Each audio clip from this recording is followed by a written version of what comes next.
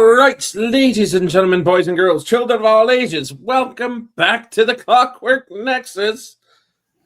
There it is, Monday night, so we are here to play a little bit of D&D. I feel it incumbent upon me to put out the slightest of trigger warnings of sorts. We're going into a portion that might be a little more doom and gloom, a little darker tasting, but it's all meant in good fun. Just know ahead of time we did do consent sheets for everybody, so I know where my lines lie, and I do stay within them, except for the occasional time that I forget that Selkie has a thing for monkeys and then make them fight a giant 60-foot tall baboon. It's not a thing for monkeys. That is the wrong term. There is a thing against monkeys. I'm so glad you corrected him on that. I mean, phrasing, I might have fucked up on that one a little bit. My bad. We're not even 5 minutes in here, Brian. I'm sorry.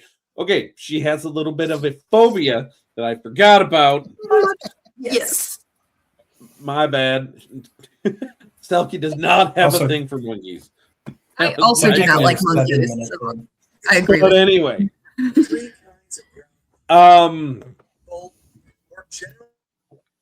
But so yeah, just that's coming. So just so everybody knows it's on its way. And I just realized I did not share the link to everybody during the thing because I was organizing your doom as we were going. My bad.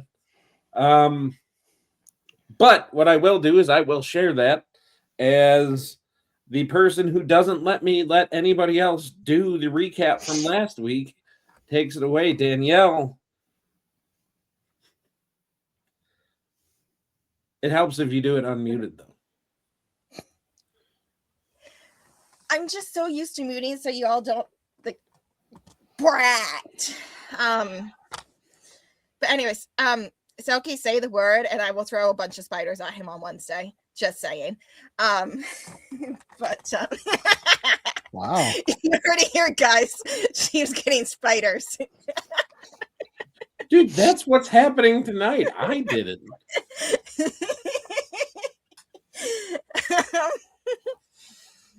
But a cabbage spider. That's going to be my next homebrew creation, a cabbage spider.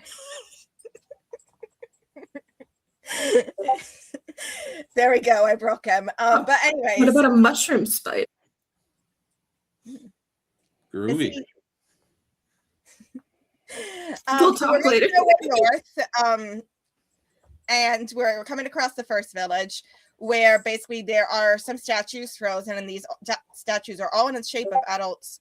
And then there are children who are like jumping around with a bunch of candy, and it's giving Hansel and Gretel vibes.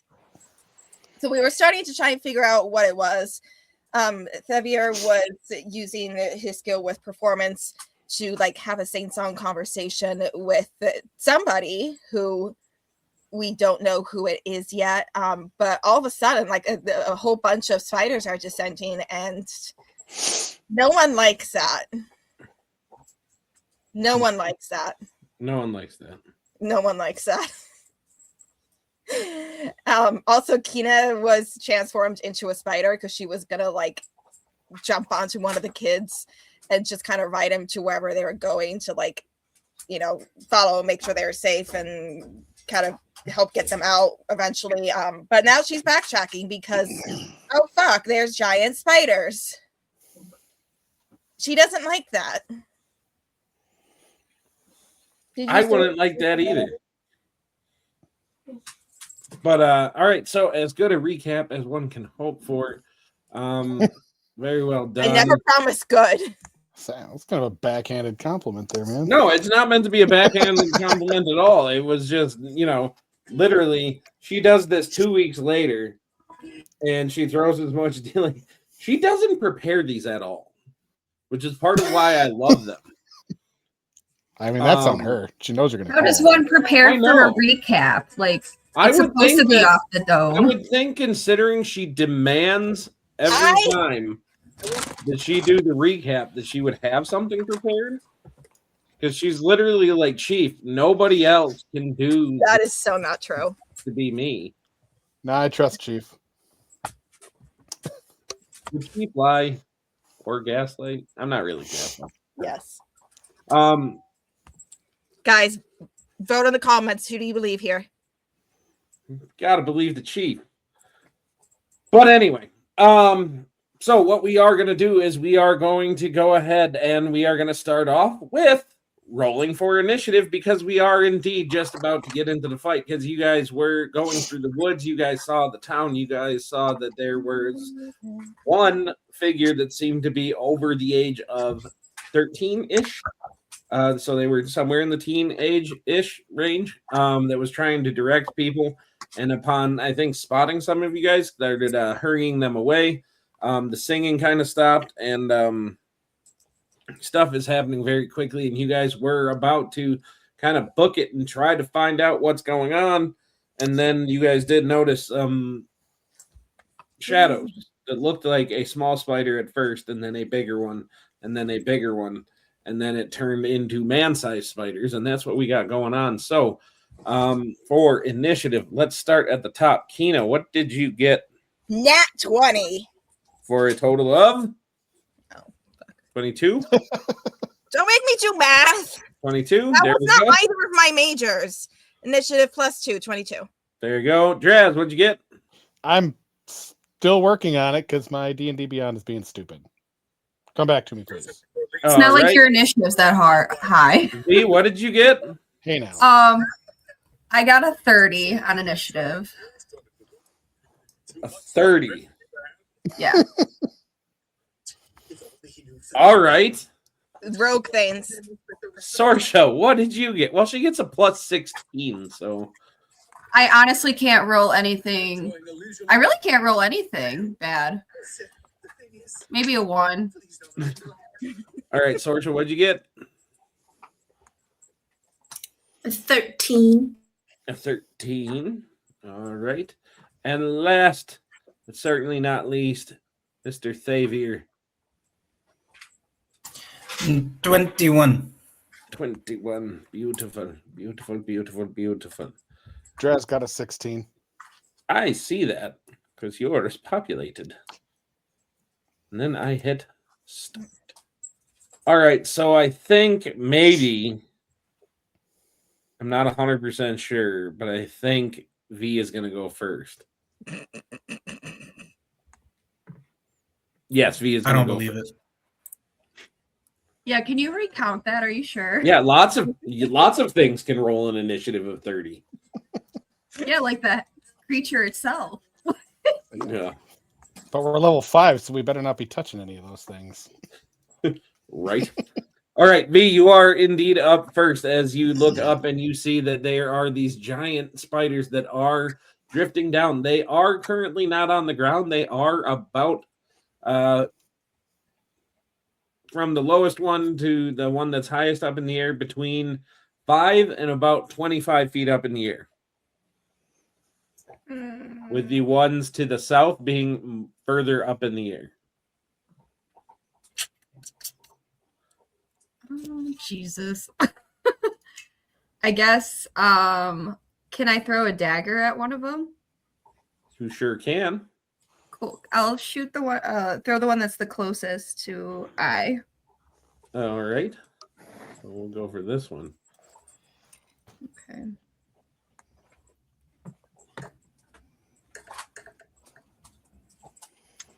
12. 12 will miss. Oh, okay. Well, that's unfortunate. Yeah, I don't think do I have a bonus?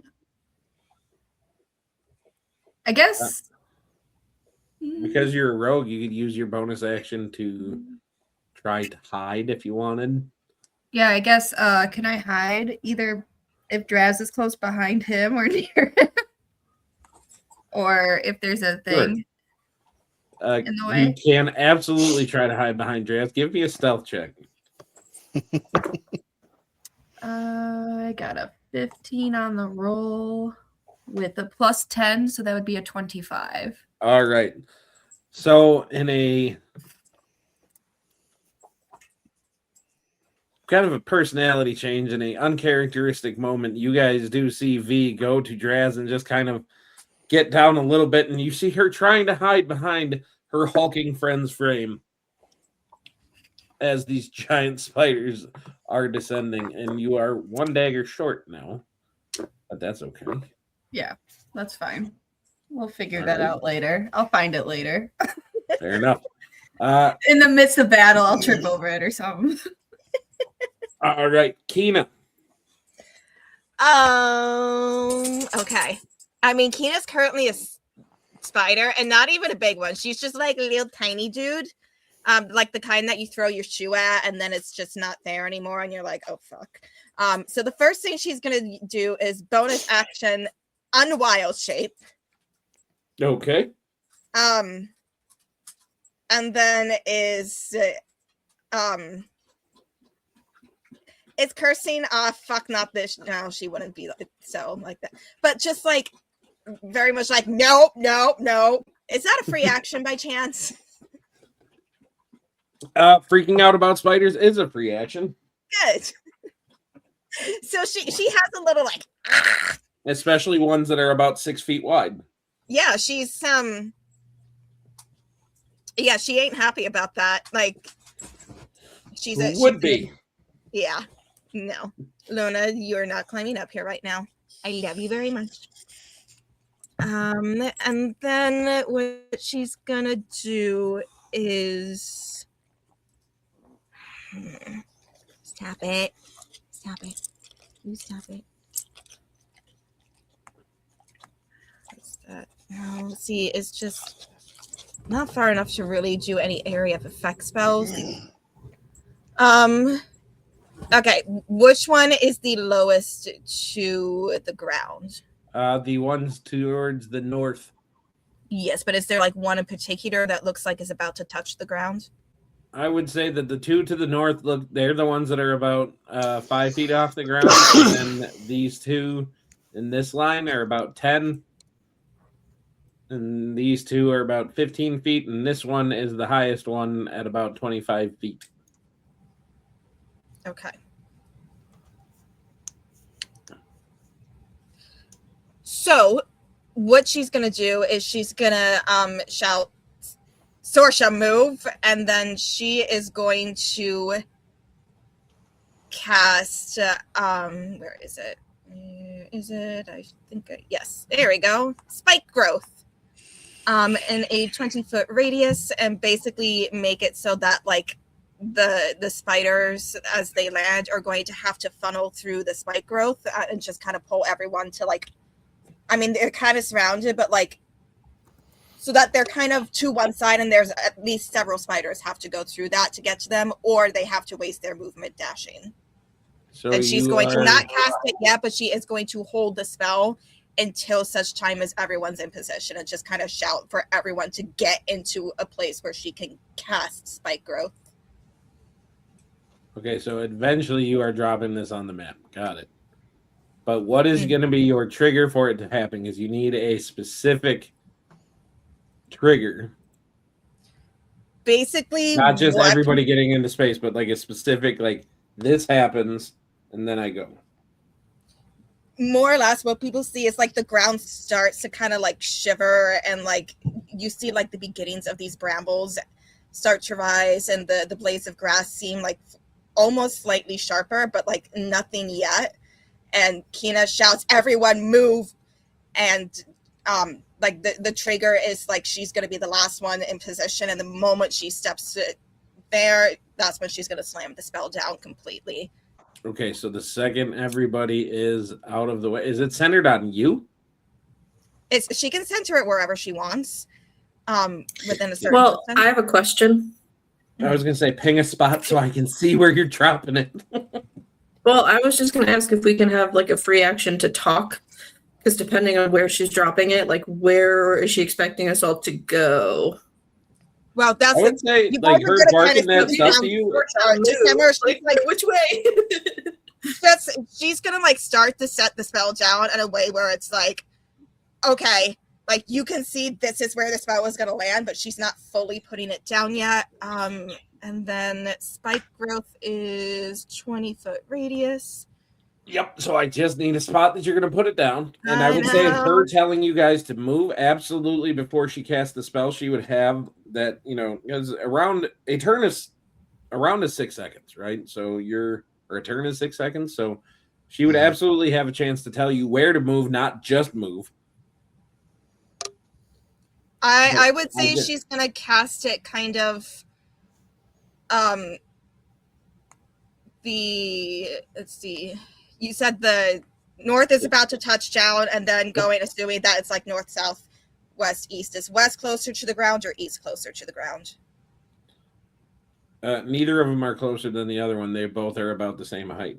Okay, in that case, she's gonna throw it where like there's the most empty space, which is gonna be kind of northeast, where and a spot where like the most spiders are gonna have to funnel through it. Yes, I know. I am down with wherever you're gonna put it. Just ping a freaking spot. I have a sense that the DM's a little frustrated. Why is your blood pressure going up? Oh, no reason. Yeah, I wonder why she thought that. Just because I'm a DM, so I volunteer for this shit. So like about here-ish, somewhere like that. Okay.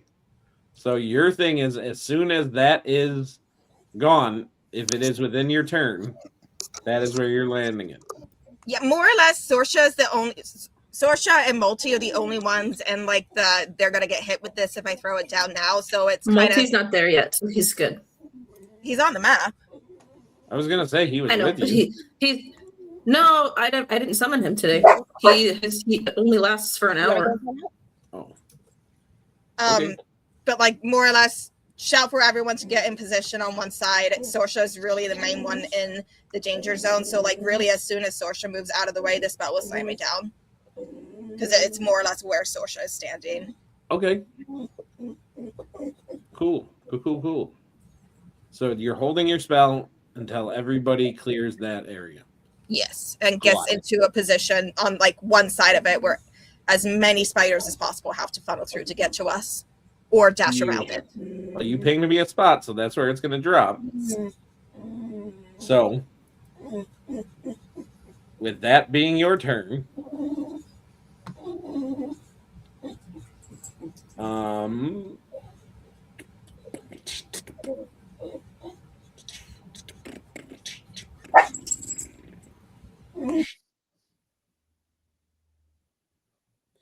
what is going to happen now is as you are looking towards that spot, this guy is going to just slowly drift down. And he is basically going to land right next to you. When he does, I need you to make a quick con save, please. Fuck that guy in particular. Is that a spider or is this like a person? No, that's a spider. Okay. Everything on your map right now is spiders. Cool. They're just purple dots to me, but got it. 15. 15? All right. So you are going to... All right. So you are going to take 2 lightning damage. But you are not going to suffer any of the other ill effects. Which is nice. But he is then going to bite you. Or he's going to try to. Anyway. Luna. All right, so that's going to be a 23.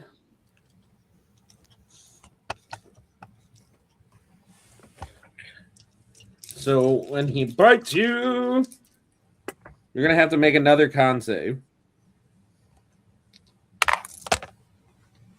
Are you still a tiny spider, though? No, I unshapeshifted, and I just got a 7 on that, so.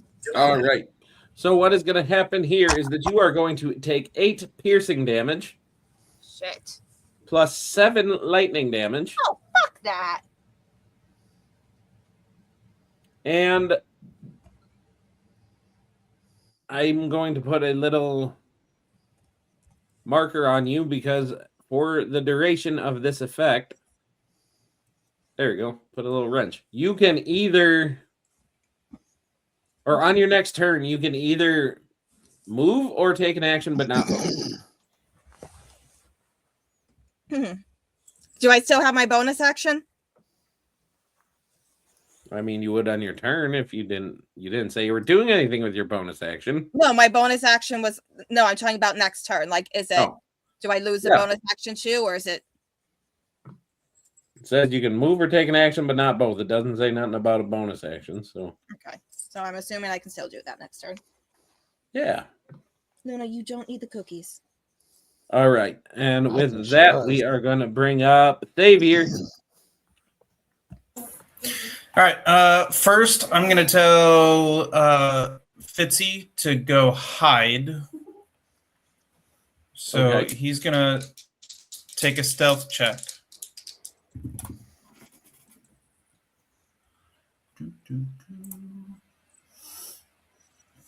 Which he does get advantage on. That'll be a 21 for him to hide. All right. And since somebody said something about spike growth, he's going to move over here.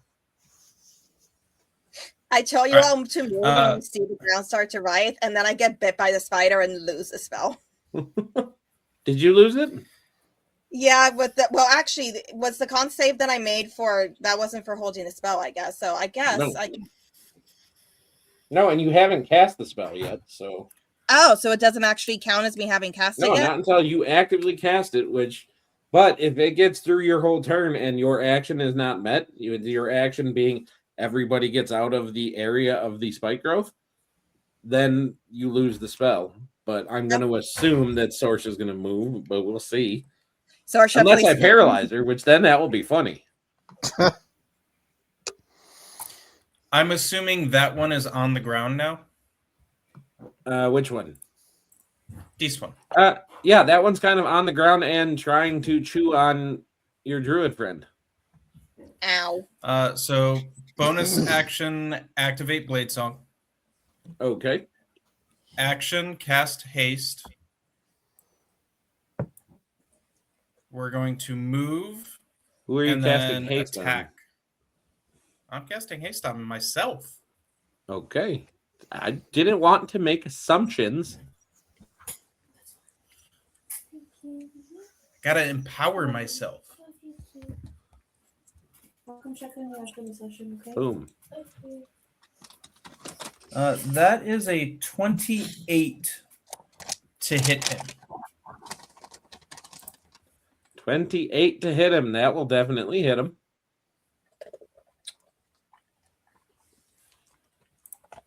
I just need to read something real quick. All right. For clarification purposes, since I didn't specify it before, I am always attacking with one hand on my weapon Very good. for the rules of Blade Song.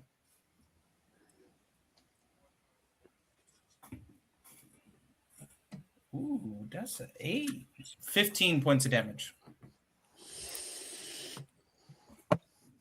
15. All right. He does take it. And that'll be my turn.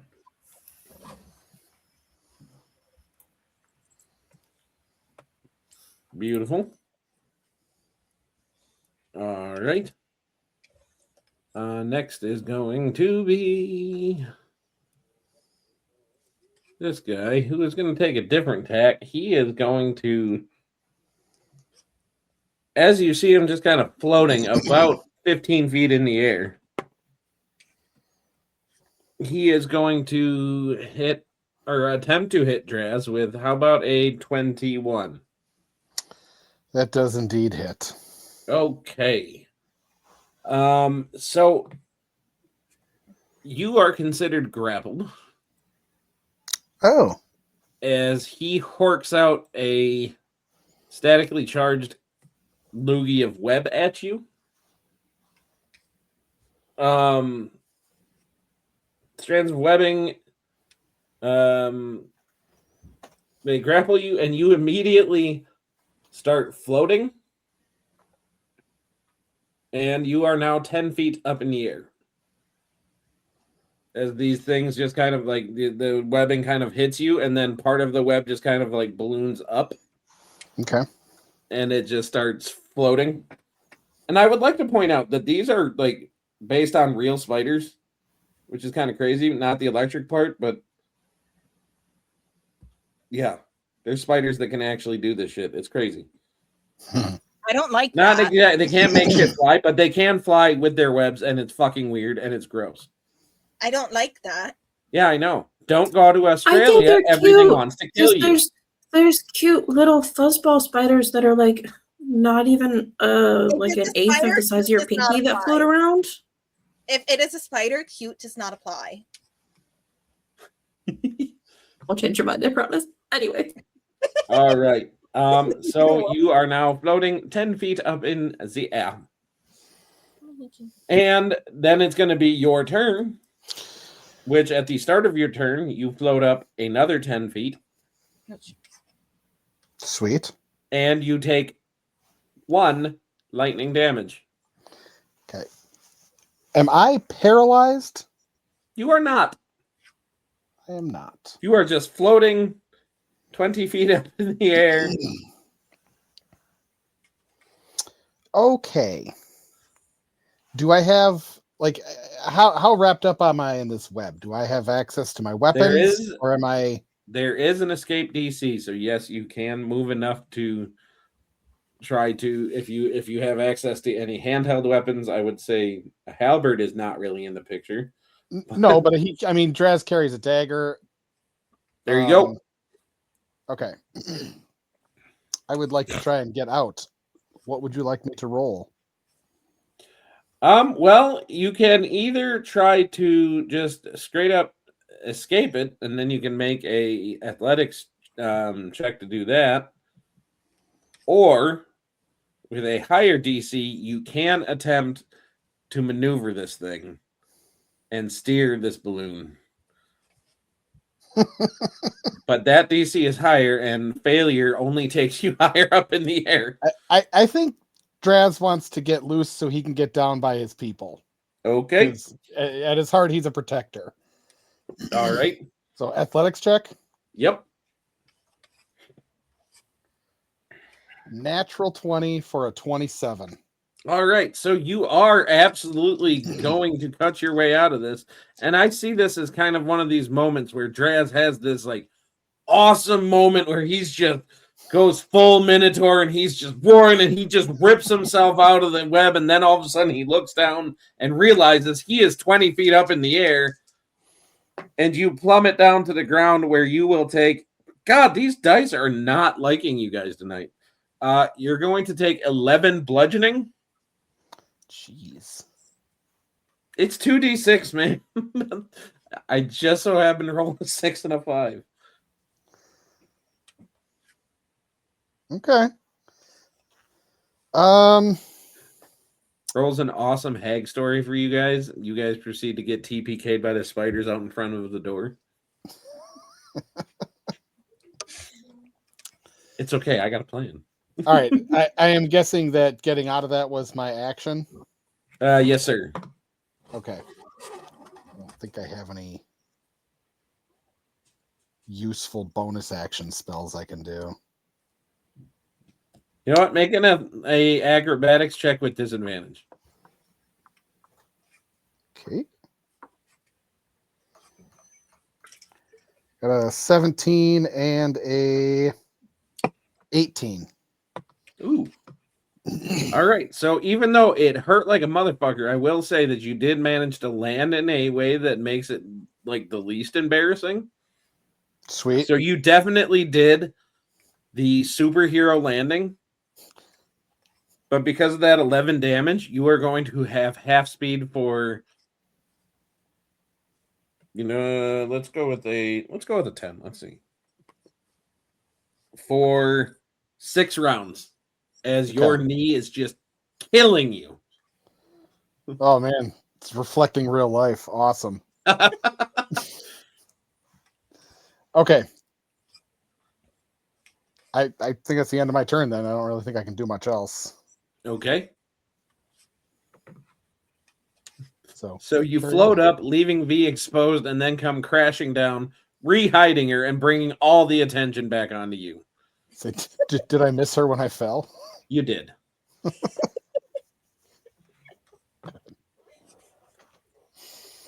All right. Can we make it so V catches him princess style?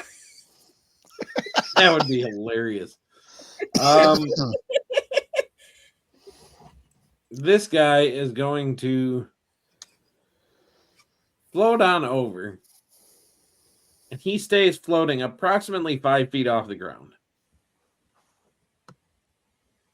And when he gets there, I need...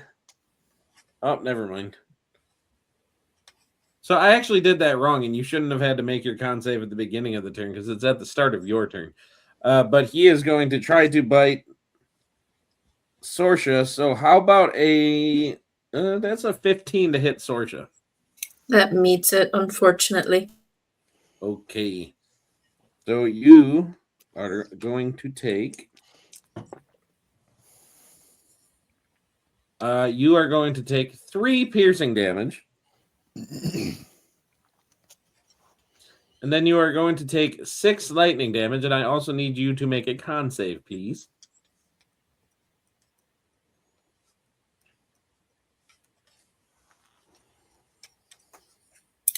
That is a 21. All right, so you managed to stave off the effects of the web, so you are just a little bit sticky and a little bit bitten. Blech. But you're okay. But you feel kind of jazzed up. These things with their lightning damage, it's kind of fun. Hold on. My picture is all fuzzy. There we go. Get. Fixed it. All right, and then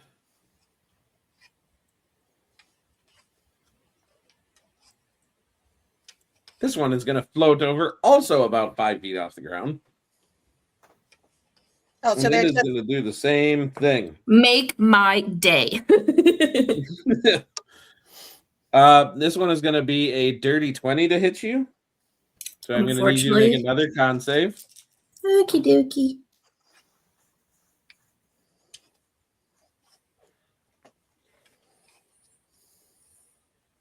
This is an 18. 18. All right. You still don't suffer the negative effects, but you are still going to take 4 piercing damage. And, oh, I forgot. Yep. I forgot he gets advantage, so he didn't crit on you, though. So you're good. So, yeah, 4 piercing damage plus another 5 lightning damage. Ouch. All right. And then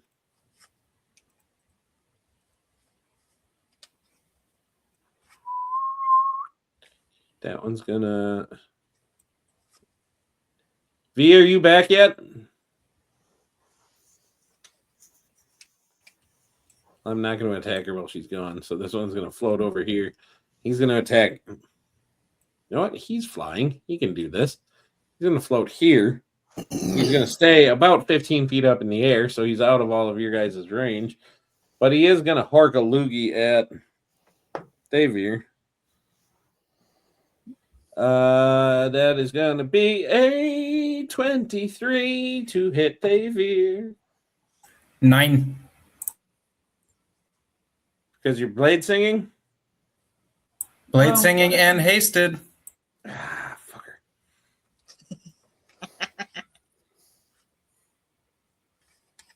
Adding blade singer to the band class list. I'm just kidding.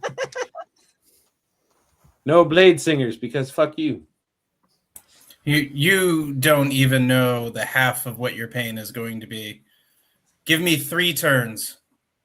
All right. Sorsha, you are up and you are in the center of these 2 6-foot spiders that are on either side of you.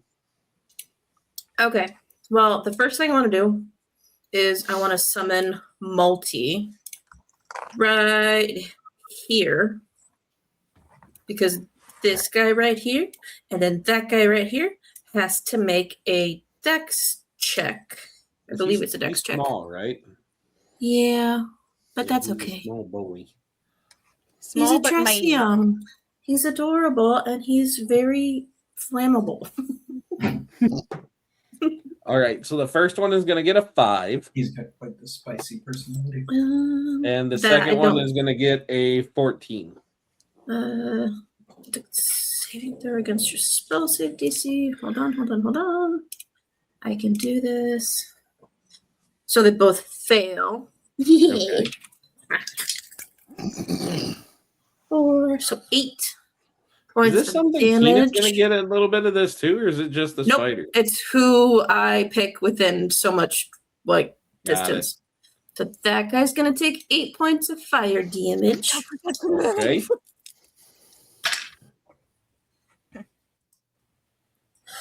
And this guy's gonna take 11 points of fire damage. All right. And Did you say 11? I did. Beautiful. And then, as a bonus action, I'm going to use my Ember Spin. And they also have the wait, where'd he go? This guy and this guy need to make dex checks.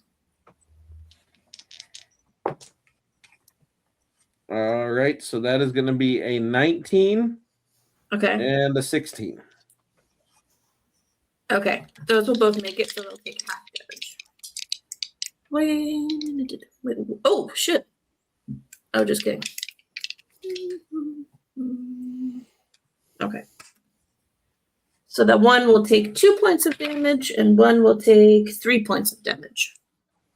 All right. And then I'm just kind of going to look towards Kina and be like, I'm a little stuck here, friend.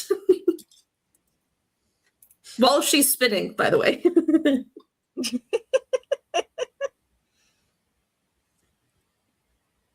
All right. And she doesn't seem scared at all. She's just like, whatever. I'm just twirling, living my best life. All right. I dig it. All right. So next one is going to be, I think, no, that one, who is just going to kind of drift on down this way a little bit.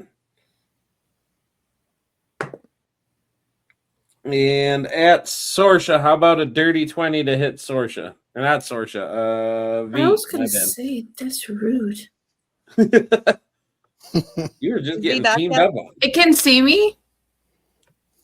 Oh shit, you're hidden. I forgot. Yeah. All right, then Draz, Mick, that's gonna be a 20 to hit you. Gosh dang it. Yeah, that hits. All right. So right after your knee is killing you as you're doing the kind of Peter Griffin, you get hit with another one. And you yet again start floating immediately 10 feet up in the air.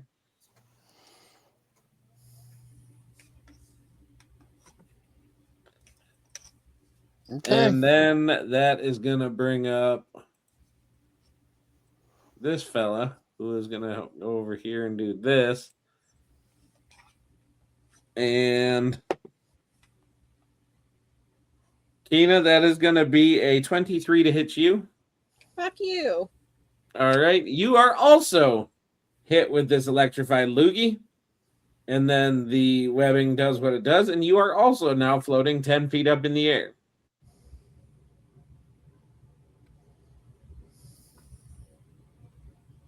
Okay. All right. V, you are up, and you currently have your big muscle-bound friend floating 10 feet above you. Do we take damage from this or no? Not yet. I don't like that. Well, it's 1d6 per 10 feet. Great. Hold on. I almost want to cast darkness, or should I get you down? Well, I mean, I don't know if you can get me down. Yeah, I don't know if I can either. Throw a dagger at like the string itself. I would absolutely allow you to throw a dagger at the balloon web. Yeah, but then I might just hit him. Yep. Which is more I'm not than complaining. likely because he's the bigger target than the webbing. Chief is hoping you hit him. Just a bit. Sorry, I'm trying to see. Can I hit one of them with my short sword? Like, is one close enough for that? Well, this guy is currently up in the air. You can get over and hit this one. He's down on the ground, and you can get oh no, you're a swashbuckler, so I think that one you can reach. All right. And just an actual question to the DM. Like, when I cast darkness, like, is there like a center that's clear, or am I not able to see through the darkness, or is everybody not able to? I think it would be a problem for everybody around you, but I think when you cast darkness, you can see through it. Okay. Negative. The spell darkness Never mind. is magical darkness. Unless you have a specific ability, which the only one that pops off of the top of my head, somebody correct me if I'm wrong, is like Warlock's Devil's Sight. Yeah. Yep. Okay. That can see through magical darkness. Yeah, because it would be magical dark. Yeah. So everybody would be blinded then, essentially, if I casted it. Yep. Now, if you have do like blind fighting or tremor sense or You should do it. something like that, it would work. I support it. I'm just saying. I was just trying to give everybody an opportunity to like get away from the spiders in a sense. Like, I mean, maybe not knowing where they're going, but I don't think that's gonna work because everyone might bump into the things. I mean, I'll just run into the webs. as a DM, my job is to be here to support you in what you try to do. So I say you should go for it. I'm gonna hit the one that just bit Kina, I guess, and give it a timeout. You know. All right, go for it.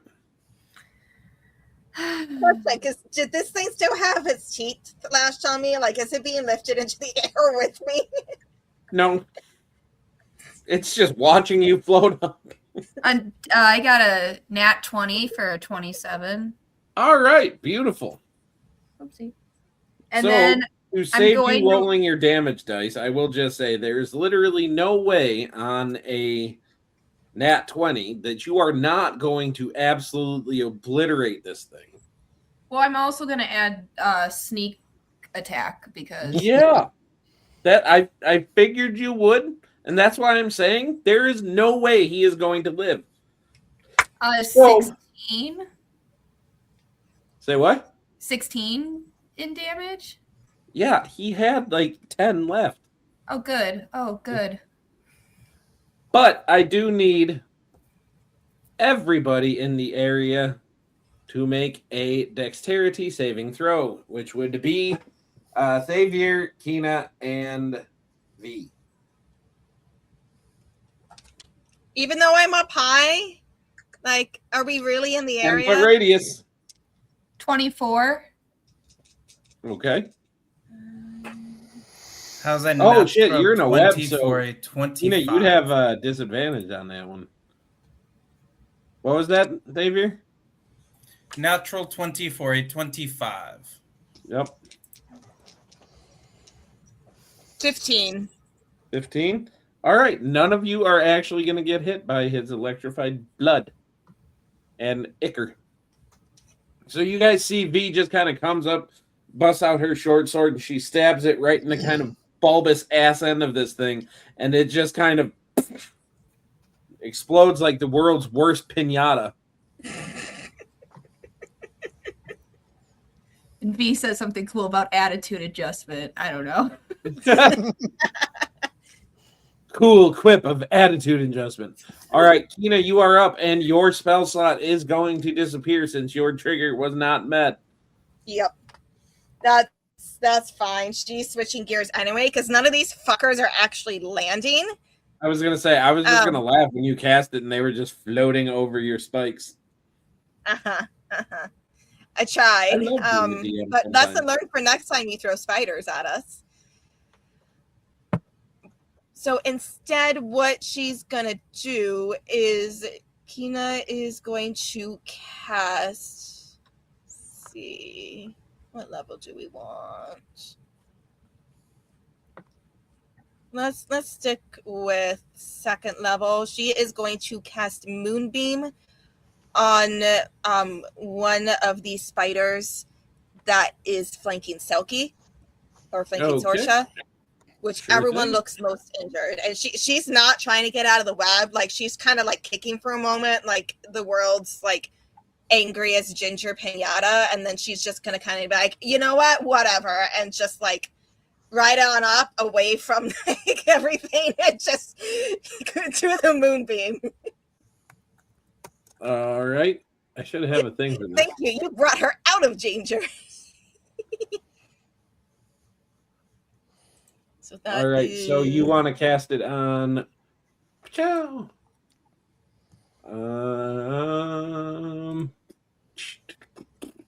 whoever has the least number of hit points. Well, I don't think either of them have been hit yet, so okay. Those two have. Sorsha did half damage on them. Oh yeah, she did. So yeah, you're good on either one of them. Yeah, whichever one you want, doesn't matter. All right. Let's go with that one, and then he's got to we'll make. Put it this way, so Multi doesn't get caught in your moonbeam. Okay. Yeah, that does make sense. Because I think Sorsha would get a little grumpy with you. Probably. If you moonbeam her cat. Tressum. Sorry. And so then he's got to make a Constitution save. Okay.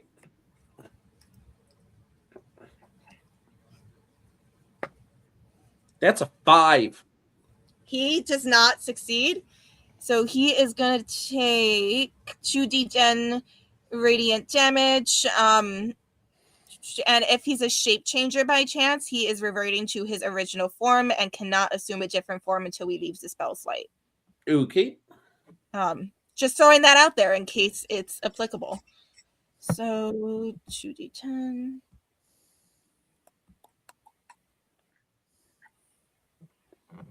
Ten damage. 10 damage. Bam! He takes it. How's he looking? He doesn't seem to like it. That's good. I don't like him very much. All right. And is that your turn, dear? That was my action. I mean,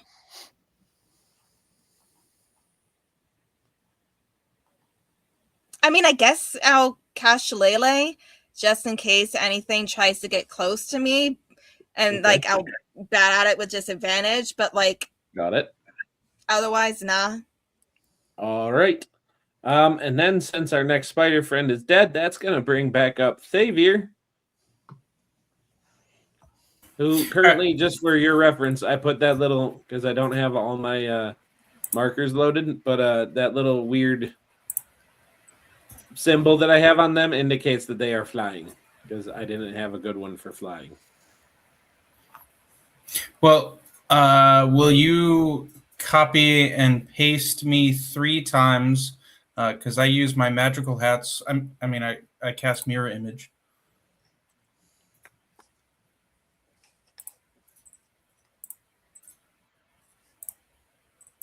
All right.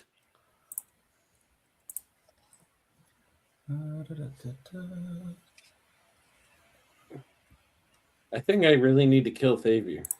You better not. Well, I mean, I won't do anything on purpose. I won't purposely gun for him.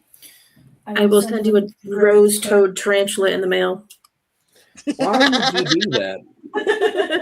You're threatening my husband in game and in real life. Come on, bro. I'll send you a strongly worded email. All right, and because I am hasted, I still get my attack.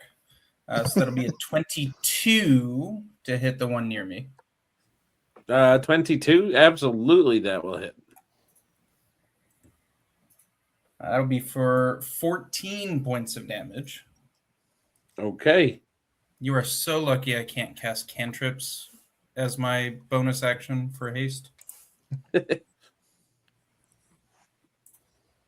I am indeed. I do appreciate it. What I don't appreciate is my camera being dumb tonight. There we go. Pretty in HD.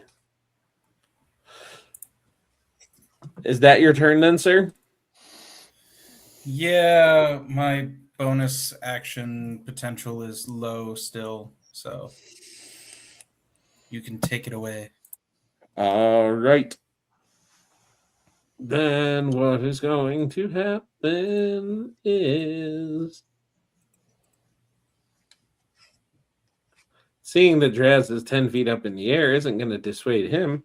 He is going to float on over to Draz up in the air. What a dick. And he is going to miss as he tries to bite you. I'll say as you just float out of the way, you like lift your legs out of the way as it's just chomping at you. Yeah, no. All right. You are up and presently, I will add a little thing to your thing. You are presently 20 feet now up in the air yet again. Okay, so you mentioned a cool way for me to do this that would allow me to have a little bit of control over my descent. Possibly. What would I need to do to take a stab at this? An acrobatics check. To So try it's not to athletics? Because the other one with that. Nope, it is 100%. This one is an acrobatics check. Fine. In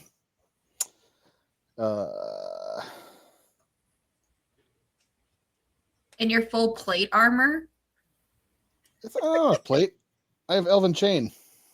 That has to be heavy as shit still. Well, you have to be heavy as shit too, but Well, that is an 11.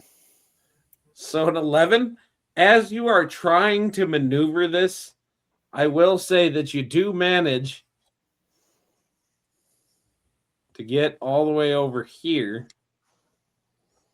But you did not stop it from going 30 or another 10 feet up in the air. So wait, it moved 10 feet at the beginning of my turn and at the end of my turn? Yeah, because so there's a threshold for Okay. if you do really bad. I'm not going to say what happens yet. If you do in the middle, you go 10 feet up and go in a random direction of the GM's choosing. And if you succeed, then you actually manage to get to where you're trying to go. So you guys watch Draz as he's like trying to figure out how this thing goes. He's like pulling on random parts of the web, and you see him kind of like pull this one, and you just kind of see him like kind of go off that way and go further up in the air. Does he start spinning? Do you want heads or tails?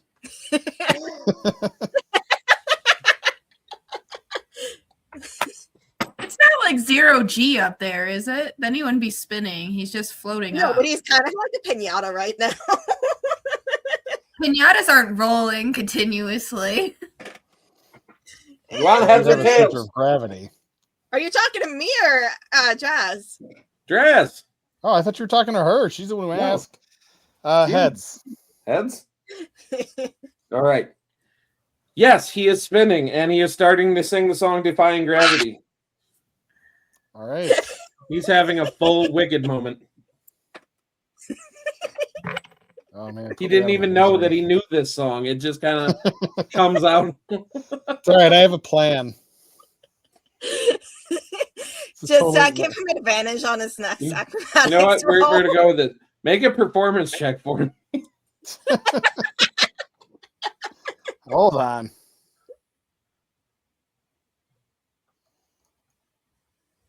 That's an 11. An 11. I will say that he makes a, albeit a little flat, but still a wonderful rendition of Defying Gravity.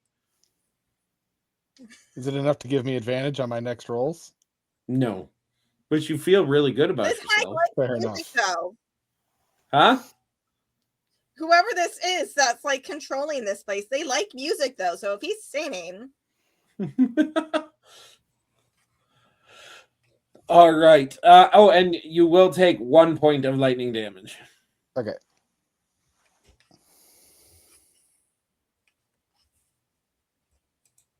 All right. So now it is this thing's turn.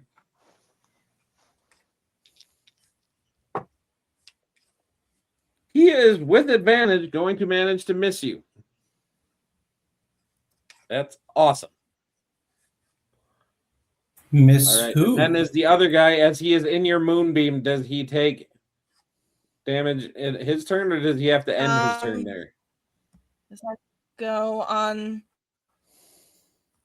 Does that go when he's just in there on his turn? I believe it's if he tries to move out of it while he takes his turn, and then the beginning. It's Of when his a creature enters the spell's area for the first time on a turn, or starts its turn there. Okay. So he has to make a what save? So if he's Constitution save. How about a 13? Nope. All right. Do your damage.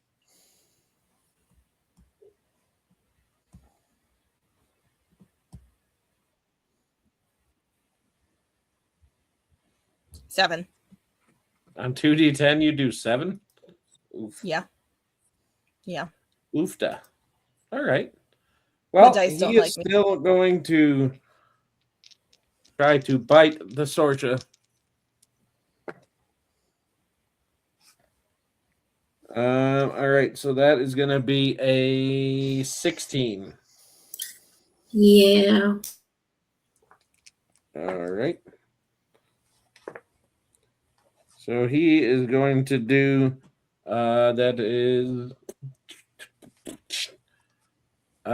going to be 8 piercing damage and another 7 lightning damage. But because you already saved from this thing last time, you do not need to make another con save. Okay. All right.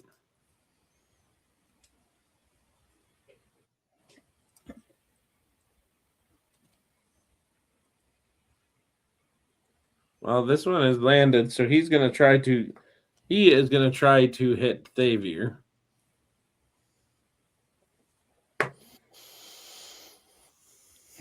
But he is definitely going to miss. And he's going to miss so bad that he manages to bite his own leg.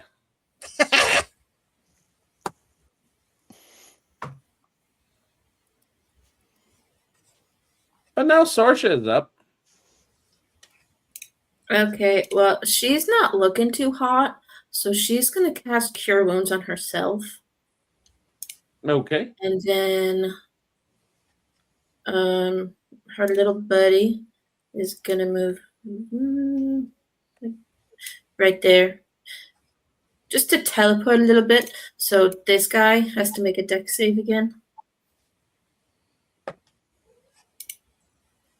And this dice is going in dice jail for the night because that's a nat 1.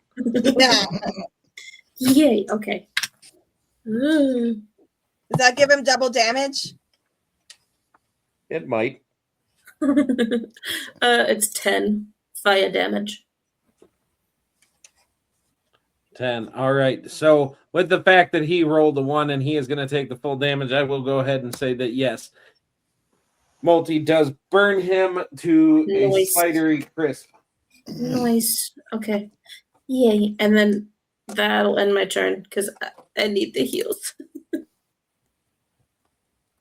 All right.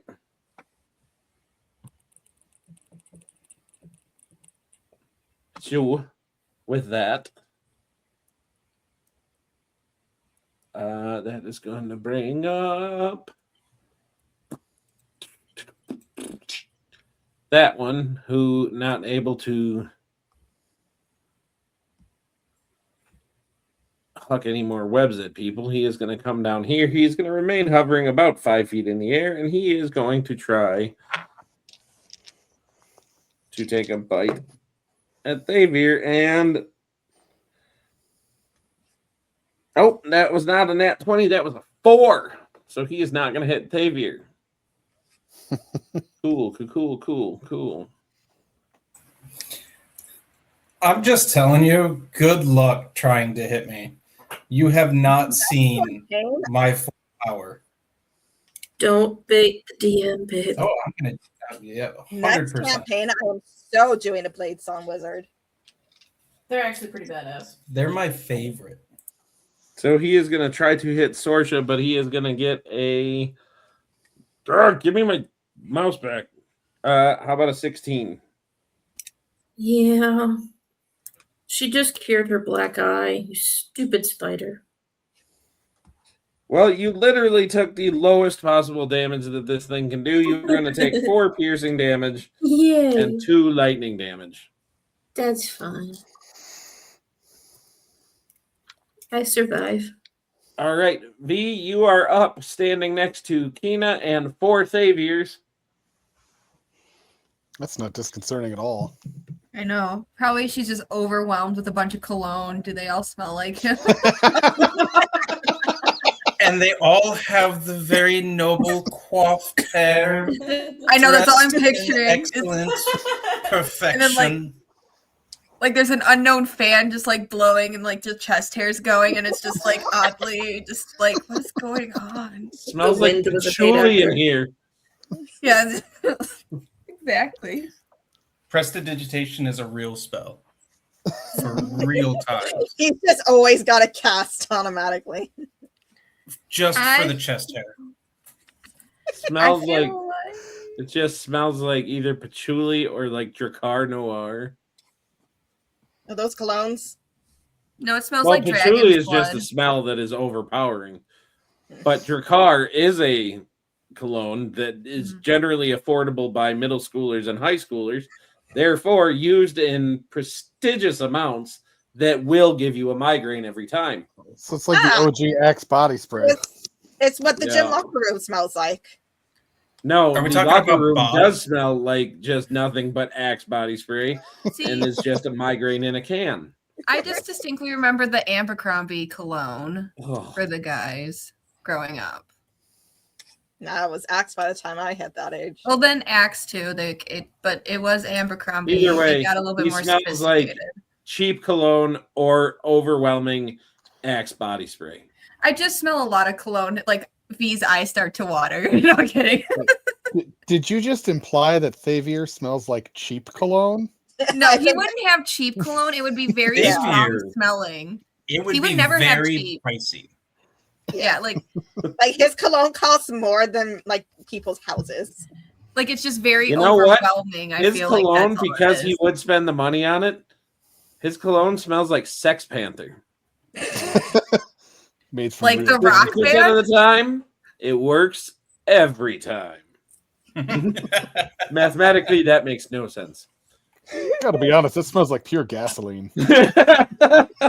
Really stings the nostrils. Curve. Oh Lord, that was I remember that one.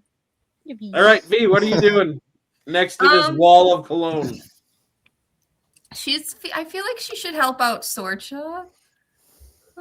Okay. Yeah, she's gonna run towards Sorcha and she's gonna hit the one that's to her Okay, left. so on your way, he is the one that you're going to leave is going to, well, unless you're going to use your bonus action to disengage. Well, I have but hold on. I thought I couldn't have because of fancy footwork. I don't have attacks Did against. Did you hit this guy? No, but they can't. There's no attack. No, you have to hit the guy, and then if you hit him, then they cannot get an attack of opportunity against you. Is that what it is? That should be the way fancy Boo. footwork works. Unless I am mistaken, and if I am, please do correct me. No, I'm gonna read it. During your turn, if you make a melee attack against a creature, that creature can't make an opportunity attack against you for the rest of your turn. So yeah, you're right. There you go. I would like Yeah. to correct you and just say that you're wrong. I was She going to doesn't say have to hit that him. She too. just has to try to hit him. Yeah. So you go to move to help Sorsha. This thing is going to get a bite on you on your way out. Disengage. Yeah, disengage. All right, bonus action disengage. He will not take a bite at you. Sucker. You go here. Don't you there. Go ahead and make an attack roll with advantage because you're flanking. Sorry. So that means 2 rolls, right? Yes, and take Does the she get higher sneak one. attack on that since she has advantage? Yeah, one of them. But that's damage. So 16 for the one. 16 will hit.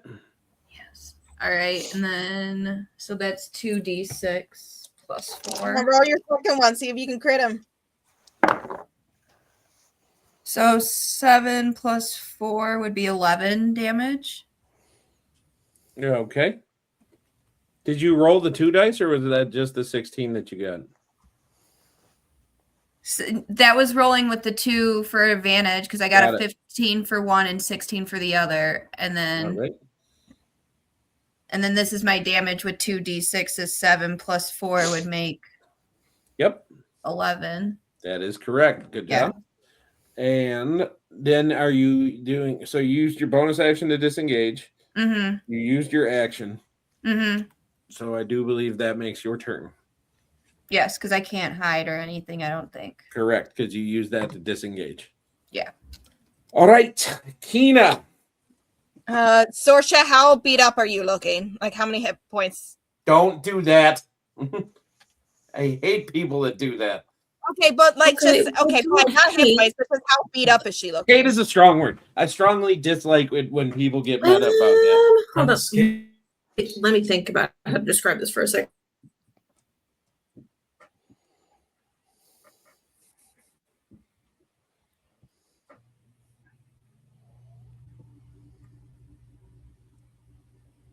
So normally Source's skin looks very light gray, and you can normally see like these charcoaly embers glowing all over her skin.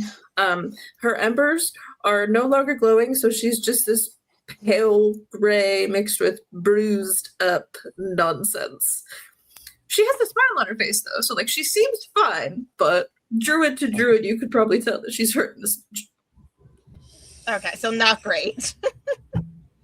Not great. Okay. Not like Okay. dying, but not great. Okay. So in that case, I am going to cast Wither and Bloom at 3rd level. And that is going to be a 10-foot radius, which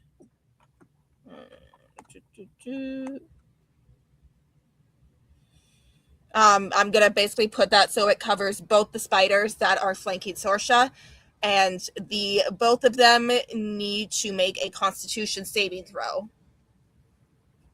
All right. And then, in addition, let's see.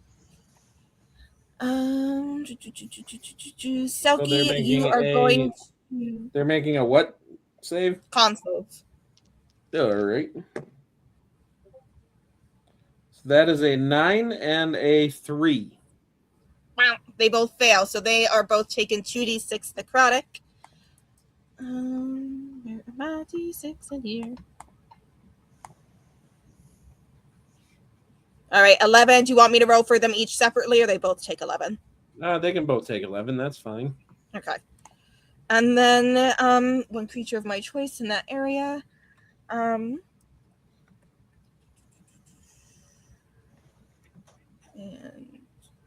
oh, actually, sorry. That's another d6 because I cast it at 3rd level. Oh, fuck that. So instead of 11 points of damage, they take 12 points of damage because the dice said. Well, that's enough to take this one out. Okay. That's good. And then Selkie, you are going to roll 2 hit dice. Okay. And get that many healing Thank points you. back. Yay! Druid sisters doing their thing. I dig it. All right, and then is that your turn? I think you do have the ability to move your moonbeam as I Yeah, don't know if that's it's an an action, action or a though. bonus action. Is it an That's action? an action. All right. Are you maintaining concentration on it? Yes. All right. Can I just bonus action find Jeffrey? So you can try to, and you look in your backpack, and he is pinned so hard to the bottom that I would strongly advise against trying to get him out. No, Wait, I'm not. who's I Jeffrey? thought he was hiding. Is he on the ground hyperventilating? somewhere. Yes, he That's is awesome to talk too hyperventilating. much. He has a paper bag and everything, and he just Bonus action. for. Bonus action. Reassure the opossum. I like Bonus that. action therapist. That's a good clip. Bonus action, reassure the possum. You are reassuring him. All right. That's going to bring up Xavier. All right. The battle is turning in our favor, so I'll stop buffing myself.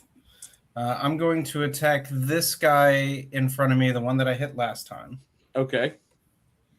But I'm going to use a cantrip and cast Vengeful Blade. Okay. That's going to give me a 23 to hit. Absolutely.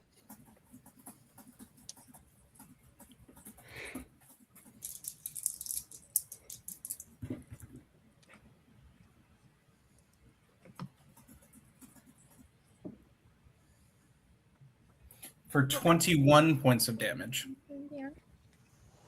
Okay. So he will go away. And then since I'm still hasted, we'll use my other attack to attack the other one. But do you want me to make the dexterity saving throw first? Yeah. Are you the dexterity saving throw for what? Last time I killed one, you made it Oh yeah, explode in yeah. my I'm face. sorry, I forgot. Yes, make your dexterity save. Because you killed him, so 10-foot radius, so that would put. You know what? But I'm gonna use. Also puts other one in risk factor. It does. It also puts your duplicates and Kina. Duplicates will not be targeted. Okay. But that does give me a dirty 20. All Am right. I being targeted? You have to make a dex save.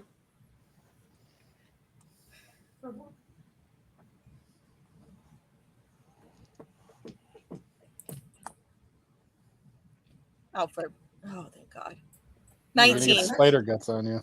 All right. So none of you managed to get hit with the spider guts. So now you can go for the other one. I've been not doing their exploding thing, haven't I? No, I figured I'd remind you. Thank you. Why? You're a Because better I'm man about than to I am, Because I he's know. a good player and he wants to make sure that I'm not going to target him with vengeful spite every time we get into a combat. 18 to hit the other one? Yes.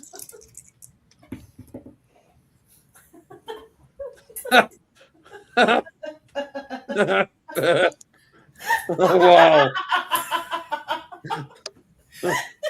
17 points of damage to the other one.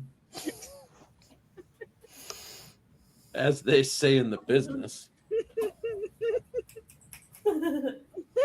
Wow. All right. He is still around.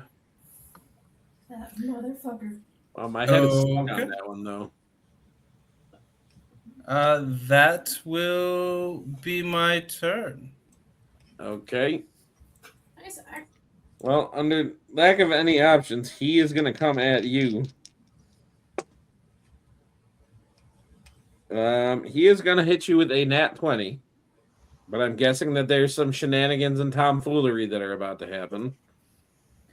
Beware of the talent smirk, DM. So, do you want to play this by the rule set? Or since it's a 50-50 chance, do you want to declare highs or lows?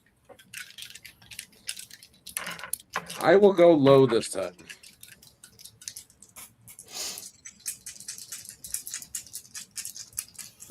That's a lot of dice. You can kill one of my multiples, but your spider is so confused on which one is the real Thevir Shady that I do not stand up. All right. Then we will take away one of your duplicates. I see that smirk, Brian. Don't do it. Don't do it. Don't give them legendary action. Don't what? I said, don't give them a legendary action. I see your smirk. You're thinking something. I'm saying, don't do it.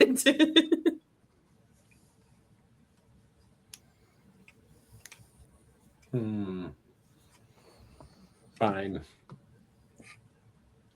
Legendary action. 30 more. Come on. Ah, dang. No, that's fine. All right. So that's that guy. That's his turn. Draz, you are up. You are going to now be 40 feet up in the air. 40.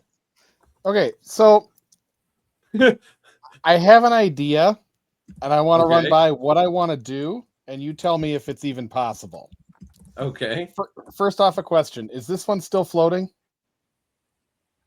He is floating, but about 5 feet in the air. So, I would like to cast Misty Step and appear 5 feet above him.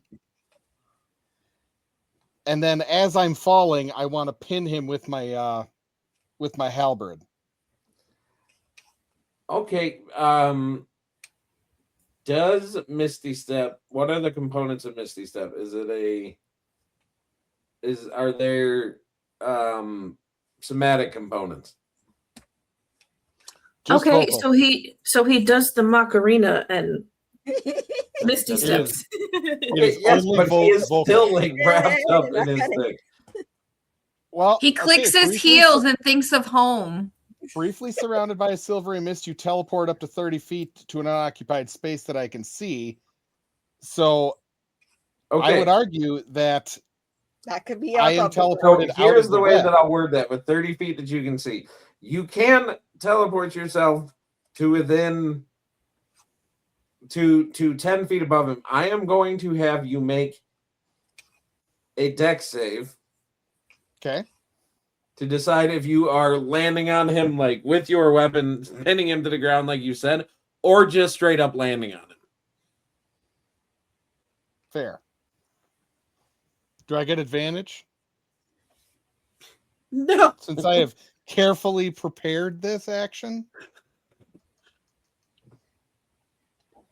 14. 14?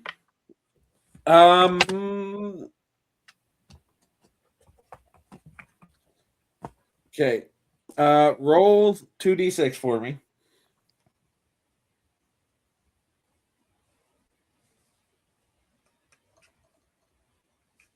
$11. And 11. All right. So the way I'm going to word this, you don't quite get your weapon out in time, but you do deliver the most beautiful Randy Savage elbow down on him. And you do your 11 damage. Minotaur from the top rope. Pretty much. And now I take it we're both prone on the ground? Yes. Okay.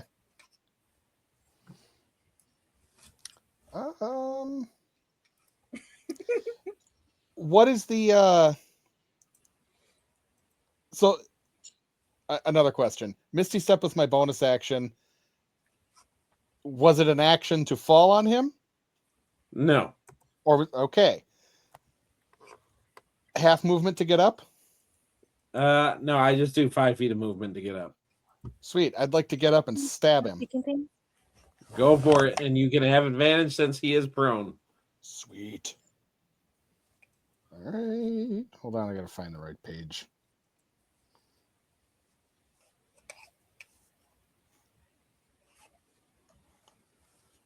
Natural 20.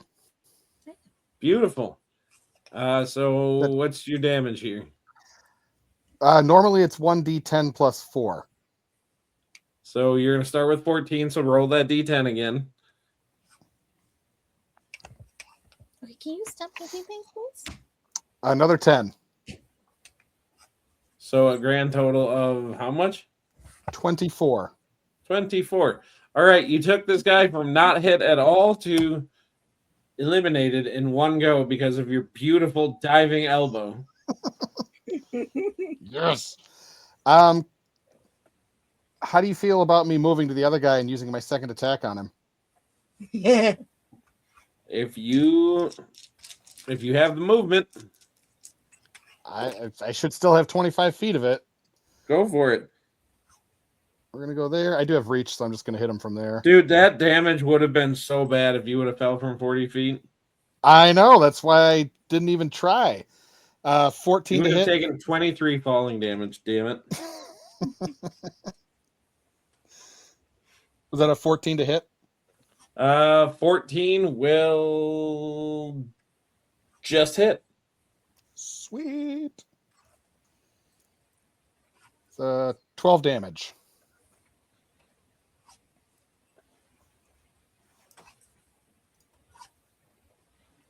All right. So he is also going to go away. Nice. There we go. I'm going to look at Thavier and say, you can't have all the fun. 'Twas about time you joined me, my friend. I was hoping to have some assistance here. I would have been here earlier. I was all tied up. That is an occupational hazard. Indeed. All right. So now that all the rest of them are dead, except for that one, Let me at him. I do believe you are the next one up. So go for it.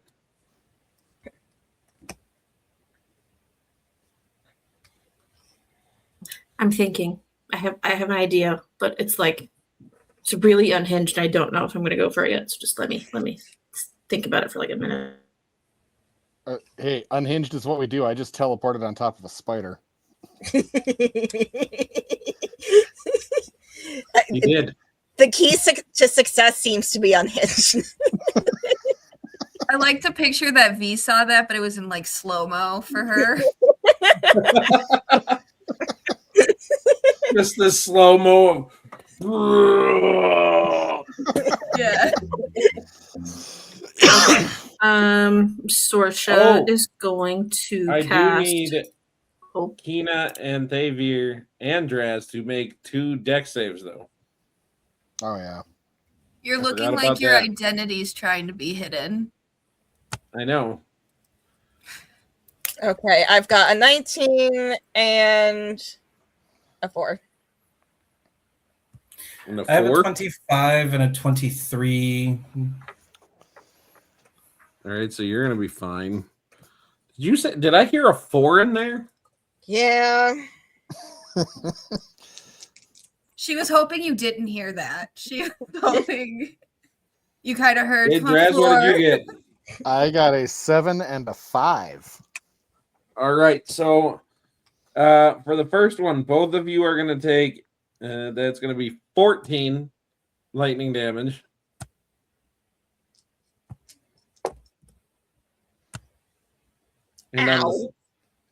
And on the second one, Draz only is going to take another 15.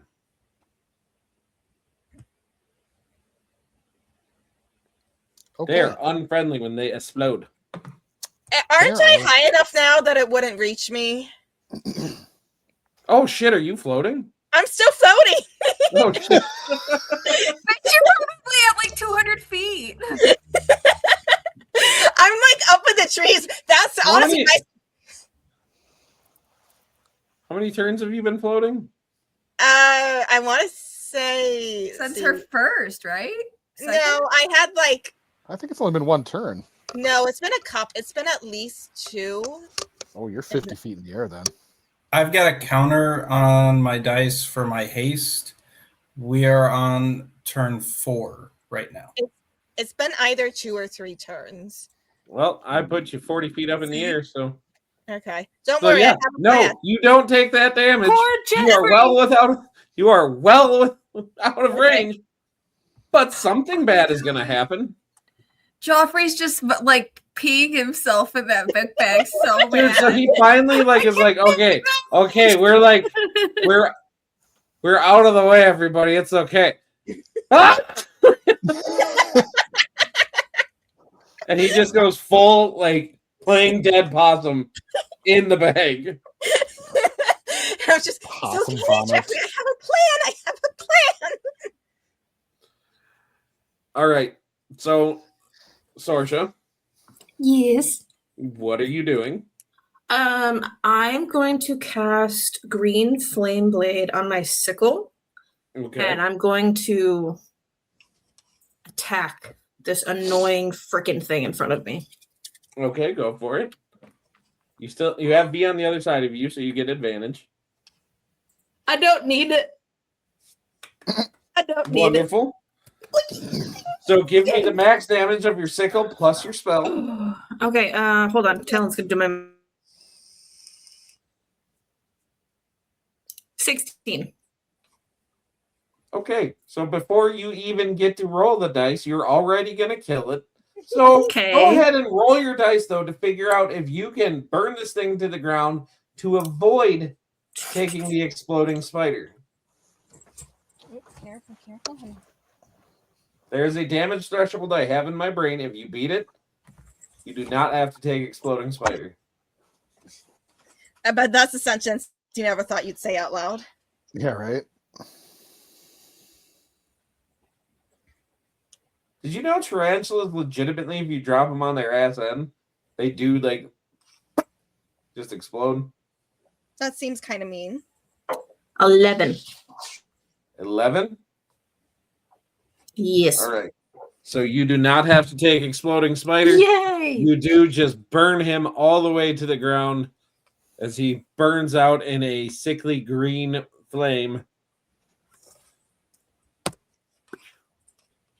And that takes care of our spiders. Now, before we move on, we are going to go ahead and take our bio break.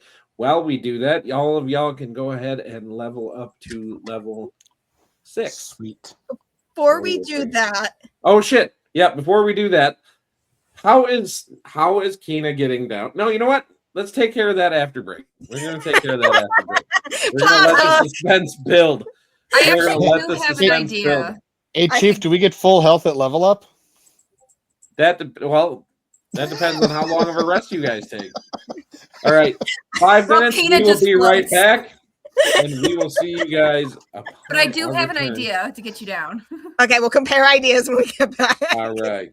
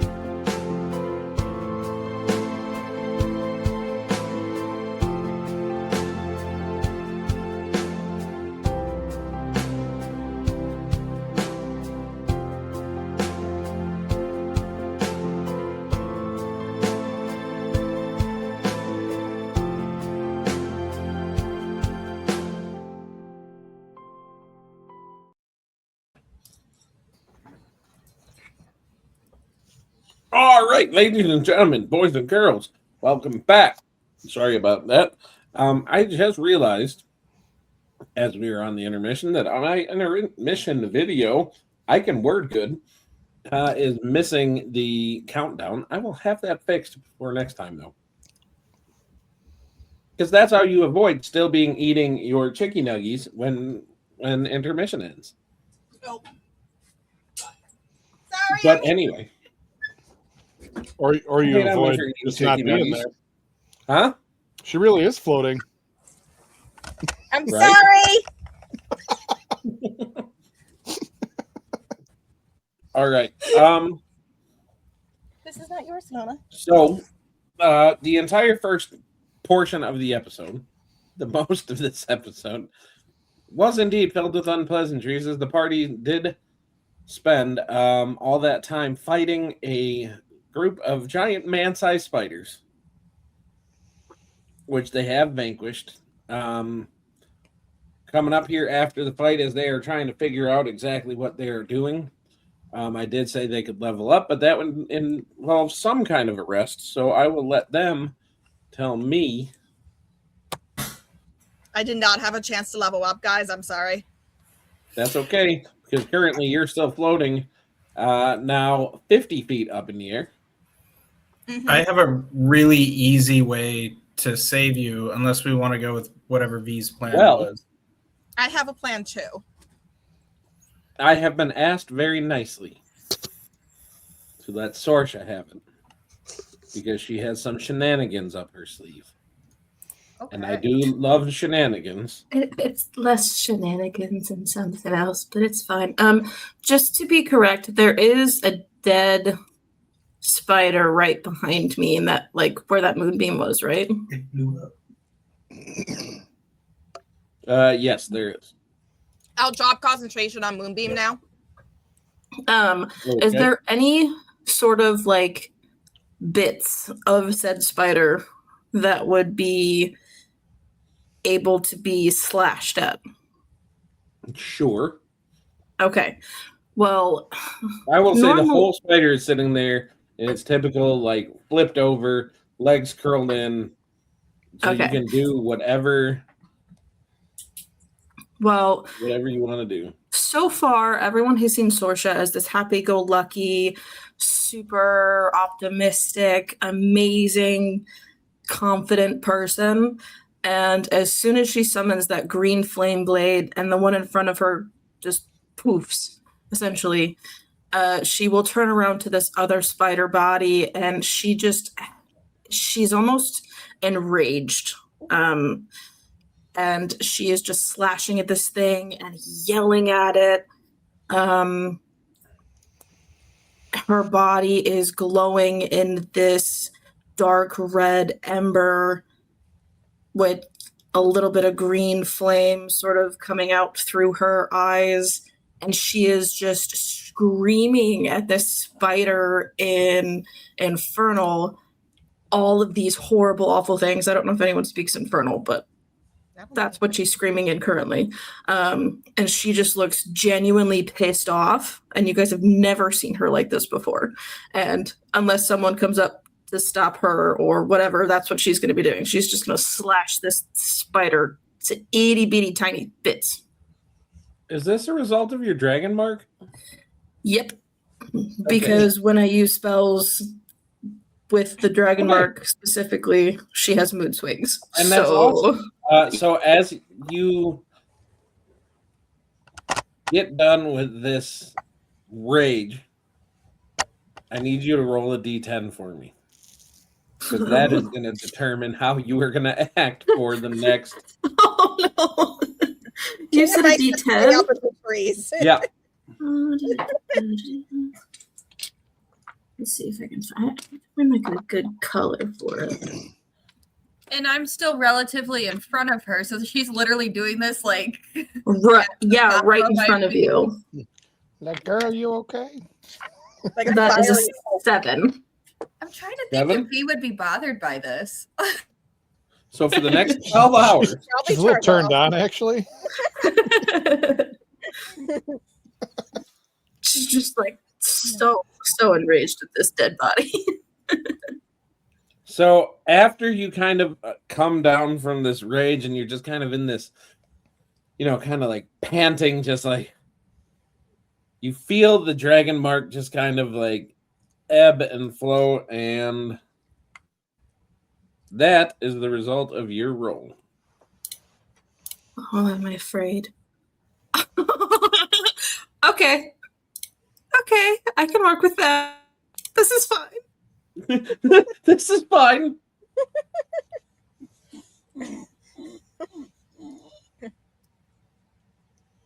I'm just floating up there, like, you know what? I might just stay up here.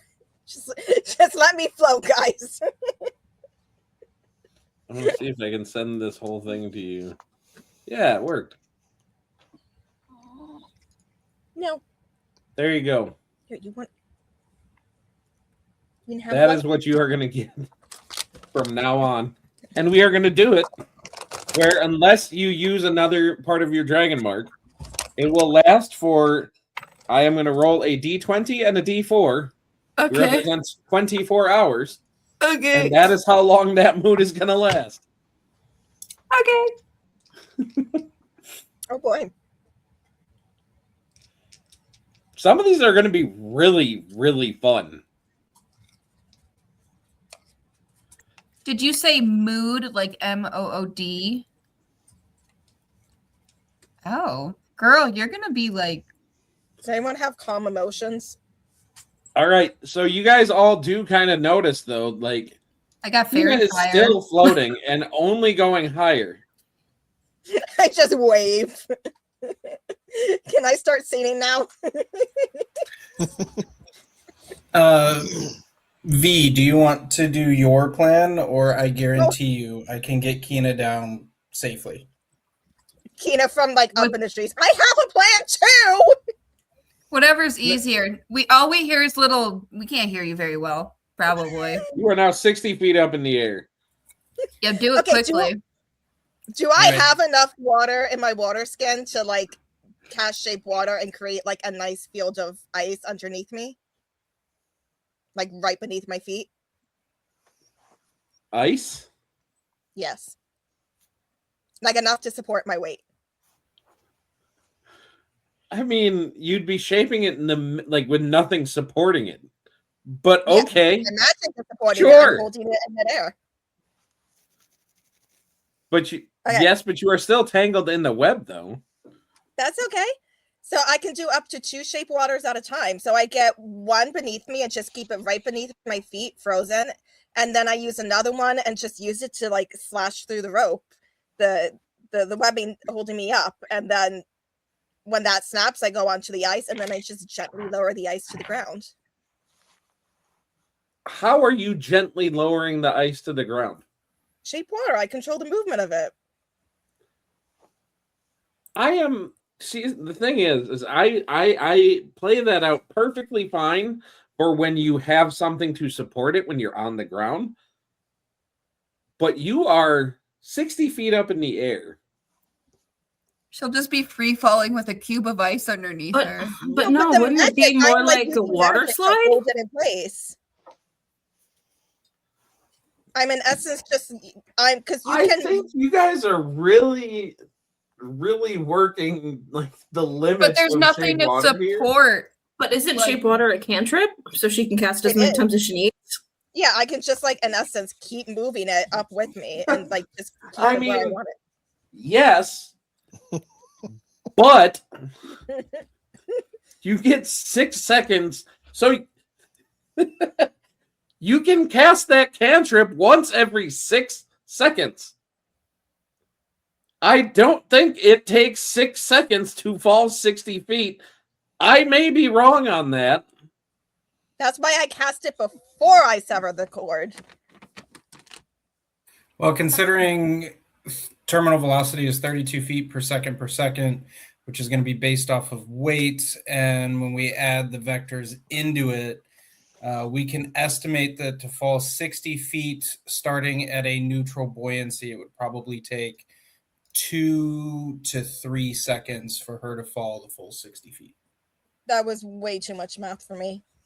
But he's But I right. get the ice in place beforehand so that when I, in essence, sever the web holding me up, I just like poop. It's almost like stepping off a curb. Okay, but where in I am having a really hard time buying into this. You can just make a cube of ice float.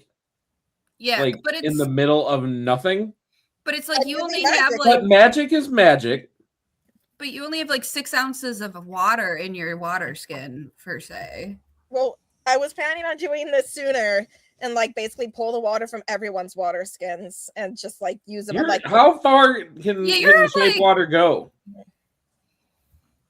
It takes a while to move it all in place. So once I got high enough up, I was like, okay, that's not going to work. Okay. This leads me to where we're going to go. You're going to make a dex save with disadvantage. Can I just do my plan? Okay. Yes, save her. I'm like starting to do mine, and then they're just give me an insight check. Who, me or him? Him.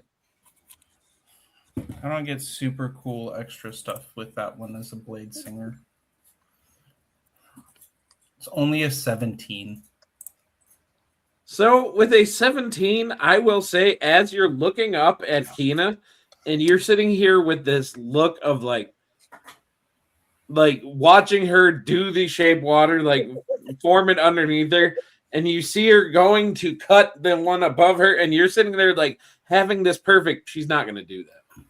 She's going to do that. And I will say that, yes, you have this moment to try to pull off whatever it is that you're going to try to pull off to save her from herself. I think it should work. I think that what I'm doing should work. No, it should not. A canteen of water, not this huge. You don't have create water. I mean, right. Create water. Russia, make it rain! Russia, make it rain! Girl, you literally put an ice cube out and went, I'm gonna land on it. I like Hannah's. Girl, you literally put an ice cube out. Hey, I used to be an ice skater. These literally. All right. Xavier? Yeah. What is Xavier doing? So this is the first round after combat, so I'm still singing and I'm still hasted. Okay. So Xavier is going to walk 30 feet over here at his super fast, hasty speed. He is going to touch the tree, cast Shadow Portal. I can describe a location up to 200 feet away as long as I can describe it the way that I want to describe it. Okay. I create a door at the tree and a door wherever I want to up to 200 feet away. Okay. The original door has to be attached to a physical item or object. The second door does not. Okay. So I touch the tree. I make a door. I look at Kina. I eyeball it and I say 50 feet straight up or 55 feet straight up from the ground to where she is. Okay. From my direction, it would be less than 200 feet. And a portal is going to open up. She can use an action to open the door, and it instantly teleports her with no movement, no fall, no speed, nothing. Instant teleportation to the tree. All right. So you do this. So she'll fall 5 feet onto the door. She'll be standing on the door. Free action. I'm going to yell at the top of my lungs. I need to go take care of my wife. Open the goddamn door. Talon, can you please roll a d20 for me? And just tell me what you get. 15. 15. All right. It's an odd. That means I get to choose. She lands on this door. And it is a pull door. She is standing on top of it.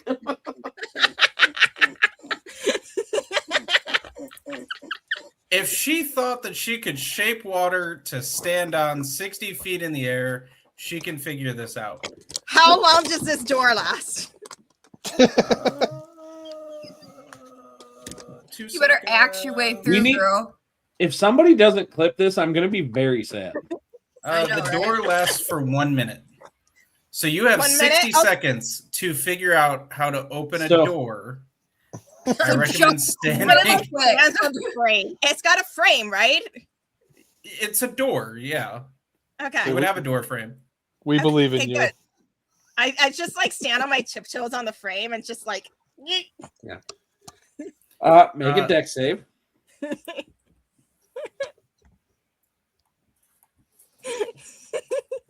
It's better than my idea to jump up really quick and try to open the door. 14. 14. Okay, so with a 14, you step back onto this door frame. You are on like tiptoes here. You are like Rose when she is looking over the railing. Okay, you open the door, and like Point- as you get the door open, you fall, but now you're like holding on to the door frame. Go ahead Point and of give me order, a Brian? strength check. No, point of order, Brian. Yep.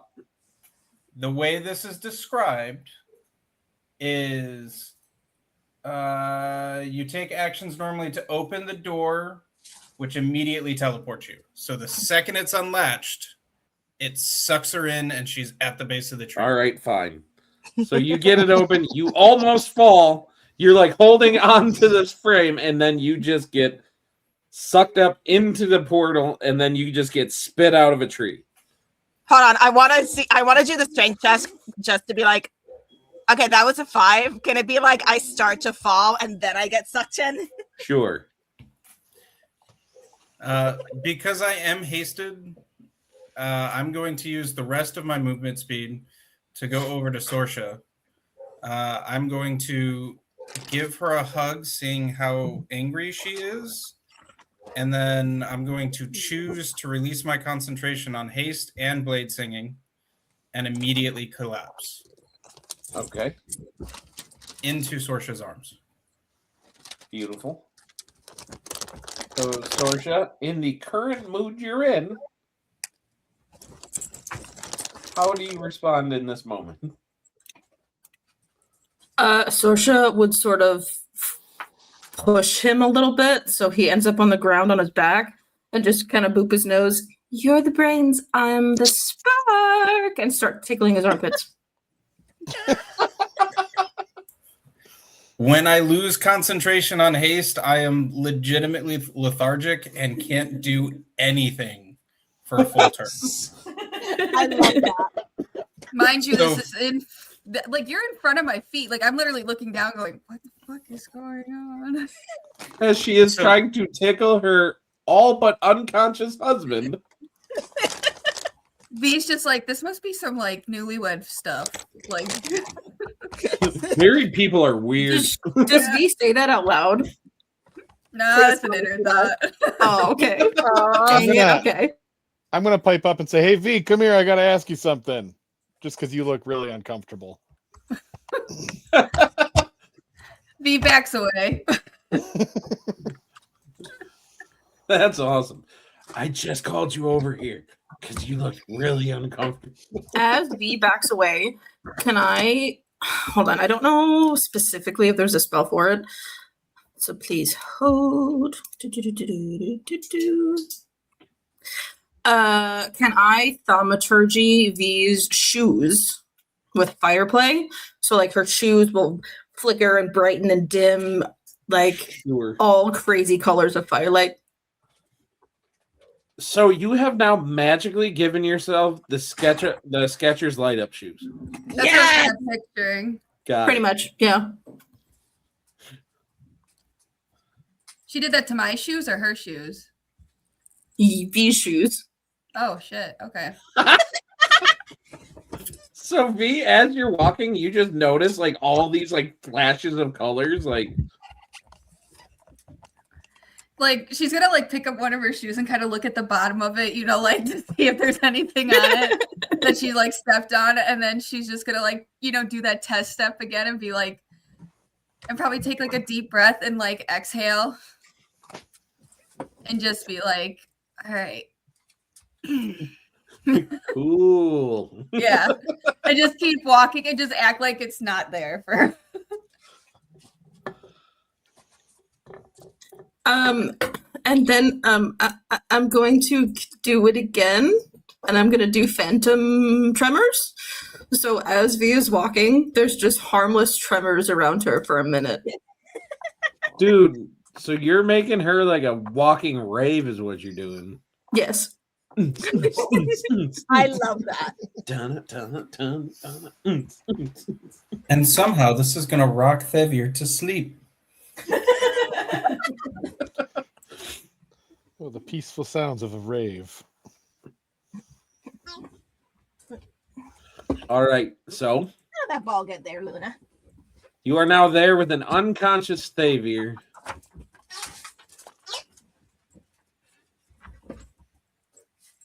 Who I have to take off. I got to take off that one, and I got to take off that one.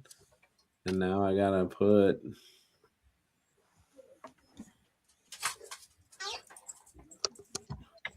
Why am I hearing the gag stick over there? So what? That's not the right word for it. it's like the fall stick. I know what you're talking about. Like the like Yep. It's a dog that's toy. I know this person that I follow on Facebook that his wife has a sympathetic gag reflex, so whenever she starts yelling at him, he just flips one of these things over and she does the like. Is it this? Yeah, that one. It's a ball. Anywho. My life exists for the comfort and convenience of my dog. I think Sevir's lethargy should end soon. So, like, to wake him up, I'm going to cast Booming Voice. So my voice booms up to 3 times as loud as normal for a minute. So she's just going to look at him and be like, wake up! You're the brain! Come on! I'll light everything on fire! Wake up!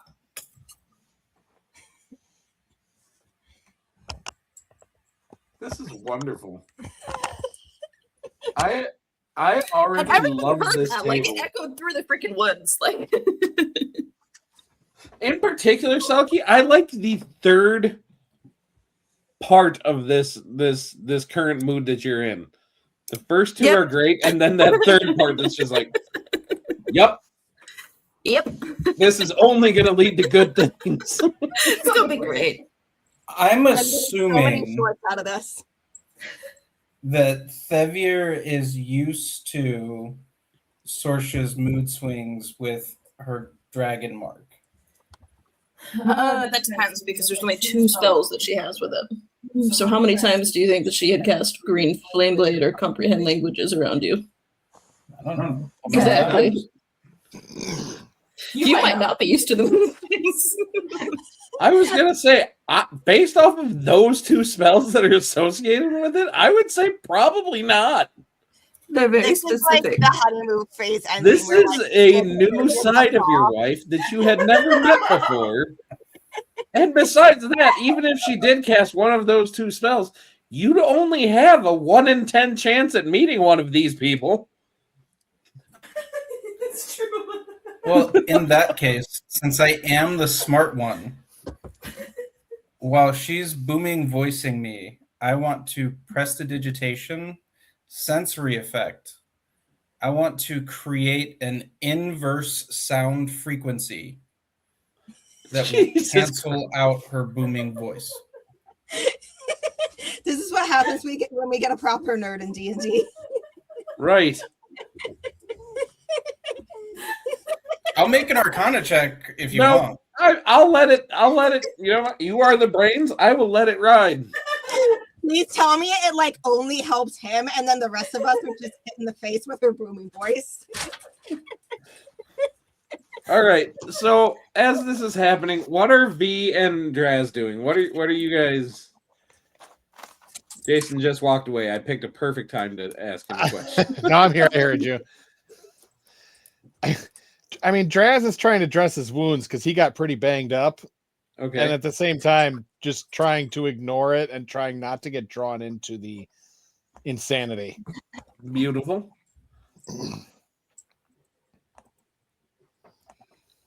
V's probably watching from a distance, just wondering what? Like, she just thinks, oh man. I just like the mental picture of her just looking at and just only being able to think, what the fuck? Yeah. She's thinking these people are in charge. And what is going on? And we're all going to die. And clearly, we are all going to die. Yeah, because, like, she's worried because of all the kids that are in this town. She doesn't really know what's going on. A DM question. Do we see the kids from where we were at? I think they went into hiding while we were fighting the spiders or something. Okay. So, make a perception check for me. Oh.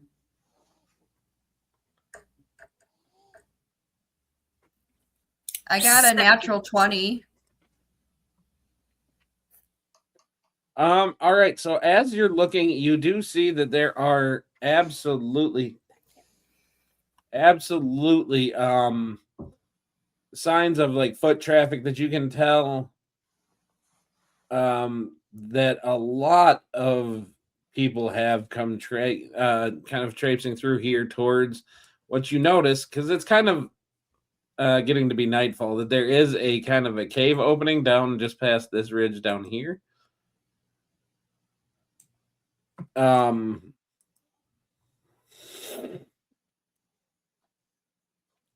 And as you're looking around, you do notice what looks kind of like it just looks like a very simple, kind of like a torch of sorts.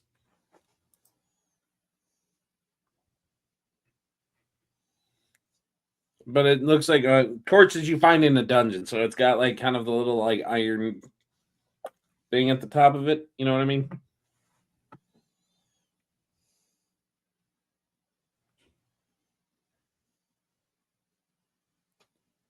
Like a brazier or like a sconce? Yeah. Like a brazier. Is it attached to the wall or is it freestanding? No, it's just laying there in the middle of the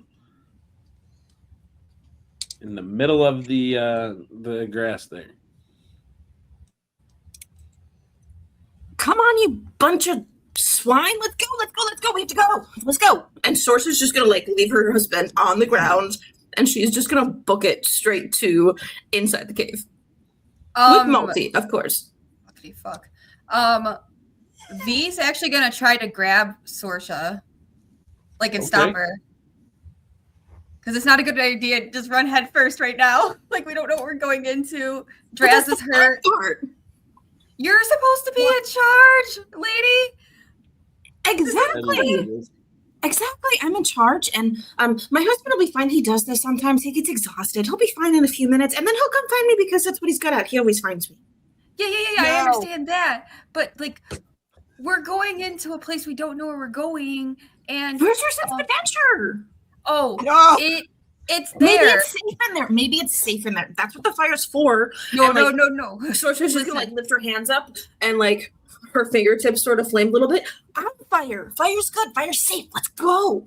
Don't doubt me. Come on, let's go. It'll be fun. No, I'm not. I don't doubt you. That's not what I'm saying. I just insight check. Fine. I was mostly kidding, but that's fine. I rolled a 7 on deception, so it probably wasn't very good anyway.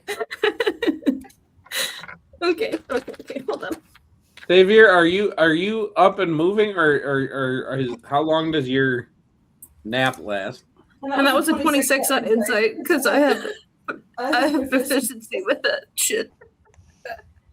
Is she like legitimately about to like run away from us and dash? She's about to go. She is like so pumped. She is like so ready to explore this cave. Like she sees fire, and in her mind right now, she is just thinking, "Oh my god, fire! Good sign. She's fire, Janasi. So like where fire is, safe." I would like to cast Entangle.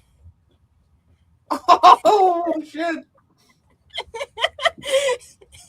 So wait, did He was Xavier say eventually No. got eaten by a fucking If- dragon turtle.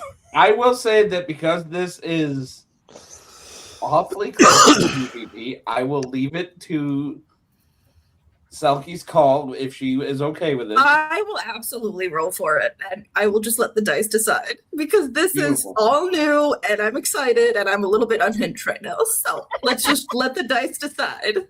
I approve of that. I feel like she's really, really manic, and it's making me anxious. This That's this why I'm new passing a personality table. might I put a legitimately damper on our think she's about to relationship. go dashing off in here. Make This a is- strength save. This is why what I get save? excited Strength. whenever I have a character that says, "Yeah, I'll use a roll table for mood swings."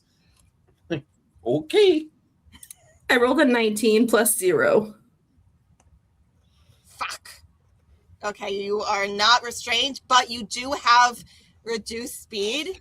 And I'm like basically putting it so that like it's I think 20-foot radius.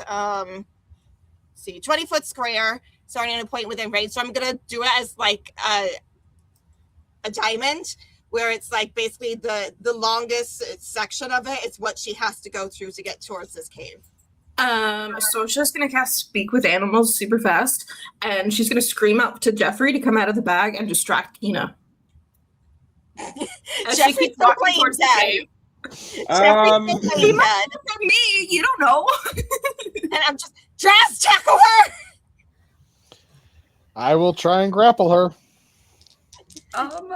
What am I V's gonna rolling? cast Actually, hold on. darkness. Wait. Okay. Instead so of doing with that- a roll of a D100, I will say Jeffrey is still absolutely playing dead. Thank you. I believe that. Kina was like starting to try and calm him down, and then like she sees Sorsha about to dash off, and she's like, "Oh shit!" V actually wants to cast darkness because she's Okay. ready. She's gonna do it. She's gonna cast darkness. Wait, are you doing that before I do my thing? Yeah. Okay, go ahead. So it's 60 feet. I think it's a 20. I would like it cube noted that Sorsha is really good with direction, so no matter what, she's running towards that cave and she's running towards that flames. While you're casting darkness, I'd like to cast Hold Person. That works. Oh shit. Okay. Okay, bring it on. Yeah, it's a wisdom saving throw. I'm most likely going to fail this, but I was gonna say I'm really I good know at it. those. but I mean, canonically, my knee is jacked up. I don't think I'm going to catch But you. here's what I'm going to say. Here's what I will say. Okay. I am going to give Sorsha a little disadvantage here because she is not like 100% in her right mind. That is valid and understandable. I also want to next cast Shape Water and just like with whatever Dude, water I you can are work one of those out. people that thinks this cantrip can do like absolutely anything. Hold on. I literally just want to freeze like the step right in front of her so that like banana peel trick with the water. Okay. So, Hold Person, how does that go? Speak, I can't breathe. Sorsha needs to do a wisdom saving throw. I shit you not. Nat 20, and then for the disadvantage was a 17. I fail. Okay. We're just hold on. Thevir's lethargy only lasts 6 seconds. I was playing it Okay. out because I wanted a long rest. But if I'm not gonna get that due to my manic wife, we're going to bonus action telepathy see through familiar. And Fitz Chivalry Fox here is going to go over and speaking in Infernal with the voice of the husband. Dearest manic love, I understand your desire to get to the safety of fire. However, we are here in an effort to save the lives of children. As you said, I am the brains. So let's curb the enthusiasm just a smidge. We'll get the entire party on board. and we shall explore the cave, because if we make a misstep, children may die.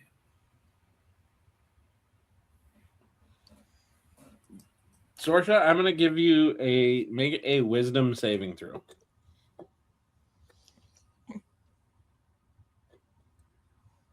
As that's happening, Draz, please tackle her. As a 13.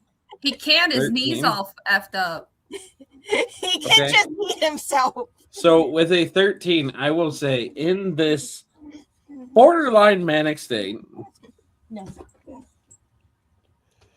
Xavier's words are going to kind of get through that a little bit and give you kind of a moment of clarity where you think maybe there's a point and maybe you should take a beat. Enough to stop yourself if you choose, or if you choose to say fuck it and keep going. Totally up to you. Okay. But you have this moment of clarity. Highs or lows? From I always Talon. like highs. Especially the way you've been rolling today. Yeah, with the way you've been rolling 100% high. All right. Are you freaking kidding me? Whatever, it's fine. Silky is deciding to snap out of it. She's going to just sort of like shake a little bit, like she's like almost doing a little jig, like a little shimmy, like shaking off the ick, you know? Yeah. And she's gonna walk back to the rest of the party. We all need sleep, and I apologize for my behavior. And she's just gonna walk to a tree and start setting up her tent. Okay. Is anybody checking out this torch with a brazier that is just sitting there in the middle of the field out of curiosity? Yes, I want to. I'm not touching it. I want to like edge slowly closer and like investigate it. Okay. You don't even know. Although, does somebody have a higher investigation than me? Just don't touch I don't it. know. Maybe Xavier, the wizard. Xavier? I have a +4. I was gonna say the rogue might. Yeah, I'm gonna like ask either Xavier or V to take a look at that, and I'm just gonna like go over to Sorsha and be like, let's set up our camp somewhere a little further away from here so that like we're not clearly visible to anything that comes out of the cave or anyone watching from town. Can V stealth towards that item and then take a look at it when she gets closer? Because I don't really want it to. I just moved stuff. Absolutely, you can. Give me a stealth roll. Why not? Because I don't know what's living in the cave at the moment. Ooh, natural 20, so a 30. So all of you lose track of Sorsha. My name's V. Sorry, V. I don't know why I keep getting you guys mixed up. You know, same thing. You know, she's My a bad. Genasi and I'm a. Right? Is she a Genasi? She is a Genasi and you're a drow, so you know, Yeah. kind of. I wish to Arcana check and investigate the torch. All right, I give have me a- that Arcana check. 30 for Arcana. All right, so you not only can tell this is a magical item, but with a 30, you can tell that this is an item known as the Camper's Respite.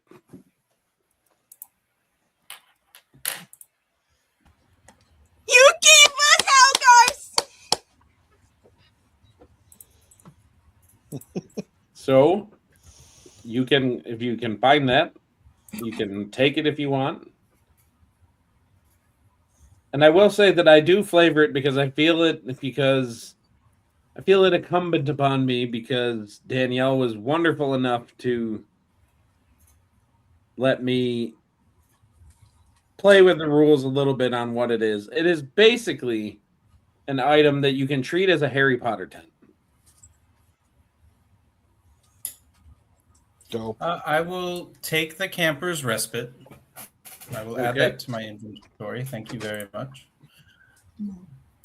I would also like to go to the entrance of the cave, sit crisscross applesauce, bonus action see-through familiar, and I can maintain my telepathic connection for up to 100 feet.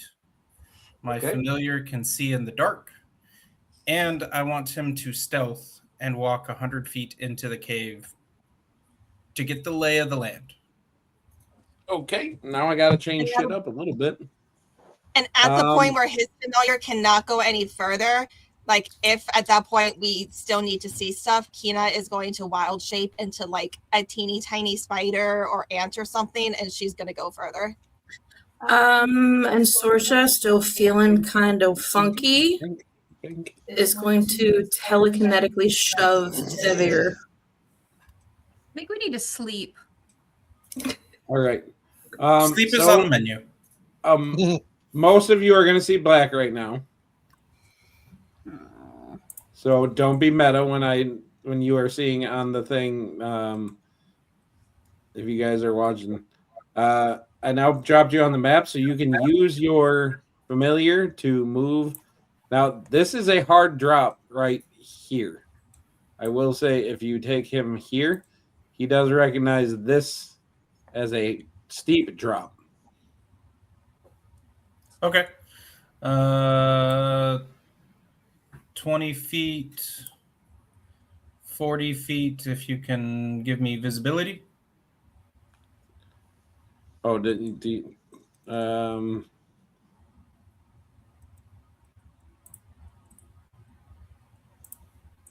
Fitzy doesn't have visibility, I don't think.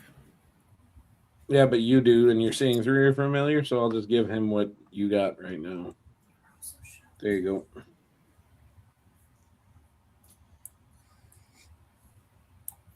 $60 feet. So, I will say from this vantage, you can see on these 4 platforms right here, Fitzy would be able to see that there seem to be 4 bodies that are attached to some kind of platforms. They are bound with something that is binding them tighter. They are adult age individuals. Fitzy does have a 26 to stealth currently. Okay.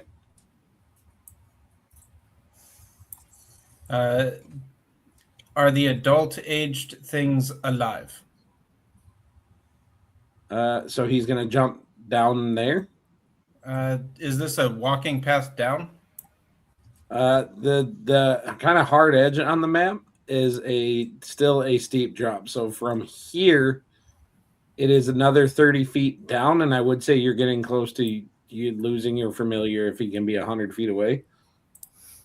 Then we will instead.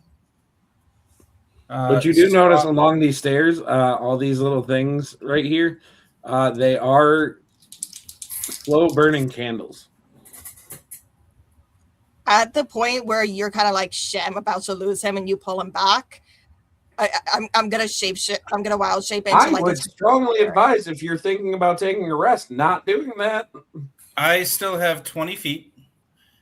I want to perception Fitzy, keen hearing, to see if he can hear whether or not the adult figures are breathing. Okay. Give me that perception check. That would be a dirty 20. So it is really hard for him to tell if he can hear him breathing. He is hearing the kind of natural, like the sound of a natural airflow actually coming through the cave a little bit. Any jangling of chains, any signs that they're moving? Jingling of chains, no, but you would hear an occasional laughter of a child and an occasional like blood curdling scream. But because of the echo in this kind of cave, it's really hard to tell what that is. All right, we're gonna walk this way. That is gonna put me at about Fitzy's edge. Do I notice anything in this room? Probably. Hold, please. I closed it because I didn't think we were going to get this far into it. I'm gonna say, well, he's obviously exploring. V's anxiously gonna go to Draz and be like, "This is not good. Like, something's up," and she's gonna. I don't know. She's gonna kind of recall something like an old wives' tale, like growing up, like the boogeyman kind of deal. She's gonna kind of relay it to Draz, like she kind of knows what's going on. Since Do you you advise think we me can not to convince the rest of them about this? I would start with Thavier. He seems to be the rational one at the moment. I'm just like moving Sorsha, just like, okay, come this way, and I'm like moving her to set up camp further away.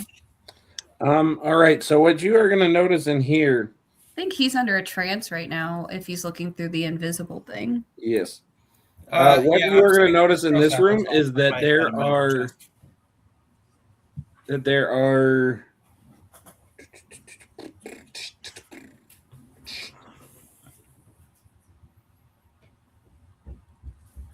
so you notice that there is a stone sarcophagus. Seeing as how I'm guessing Fitzy is kind of small. Yeah. He's the size of a quite see what is inside of it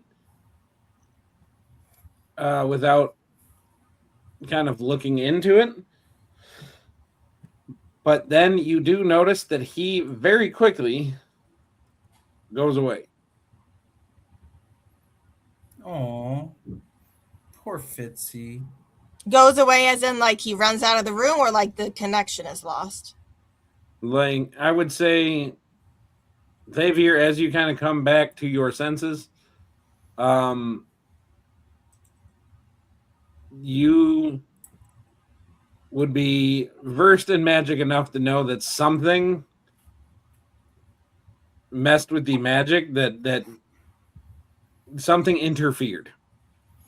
Well, we're going to ritual cast and bring Fitzy back. Okay. And then Thevier's just going to sigh really, really heavily. And he's going to use prestidigitation while he sighs so that everybody in the party can hear just this. God damn it. And then he's going to walk and just very, very silently poke people on the shoulders and just beckon them to come so that we can congregate. Okay. And we are going to use this as a good stopping point for this session now that we are just past 10 o'clock. So, being the end of the night, this is usually when we do our what's going on in the Nexus. Now, I had been mentioning a couple times that this last Sunday we were supposed to do our ladies one-shot, the Scorn Sisters, but due to some scheduling conflicts, which, as we all know, is the true BBEG of any D&D campaign, we were not able to do that, but we are working with the ladies to figure out an alternate date for that. It is still going to happen because all the ladies were pretty jazzed up for it. So it's still coming. Just a date kind of TBD right now. But the other stuff that we got going on, we are going to come back for the Threads of War this week, as long as everybody is healthy. I think everybody should be healthy. I'm healthy. Andy is healthy. We will see if Hannah is feeling well at that point. But we plan on playing either way, making it happen. And then this Friday, we are coming back for Universe's Worm, which left off on kind of a tense moment, and I'm really excited to see what's going to happen with that. I'm really excited about it. I'm pretty stoked about it. So yeah, that's what we got going on this week. Does anybody else have anything else you guys want to bring up? No? Sweet. I would say keep your guys' eyes peeled. We are going to be having some new things coming down the pike. They're kind of in the works a little bit. We got good things coming in the future, and I'm really, really excited about it. We're working on expanding our programming. If I have it my way, we will have something going in the Nexus like every day of the week in one way or another. So keep an eye on our socials because our PR team should be updating those as things are firmed up. And they should be posting shorts like every day, but that's fine. I have a job. And also, I'm still waiting on you to authenticate so I can get back into YouTube. I mean, that's valid. But point is, good things are coming. And in all jokes aside, I know that Danielle and Bill do their best to put out the shorts where they can and clip stuff. So we're working on that. That is absolutely going to be on the table, Selkie, and we can discuss that. Like I said, stay tuned. Keep your eyes peeled. We got lots of good things coming, big things coming. We're going to keep the Nexus growing as much as we can, try to get as many eyes as we can, try to grow it to as big as we can and see what we can do with this. I think it's all going to be great. So with that, though, like I said, Wednesday night, Threads of War, Friday night, Univross's Worm, both at 7:30 p.m. Central Standard Time. But with that, I think I'm good. Everybody else seems good. So I think we're going to call it a night there unless anybody has anything else to say. Going once. Going twice. Love you all. Sold. All right. Good night, everybody. Take care of yourselves, and we will see you guys next time here at the Clockwork Nexus. Good night, everybody.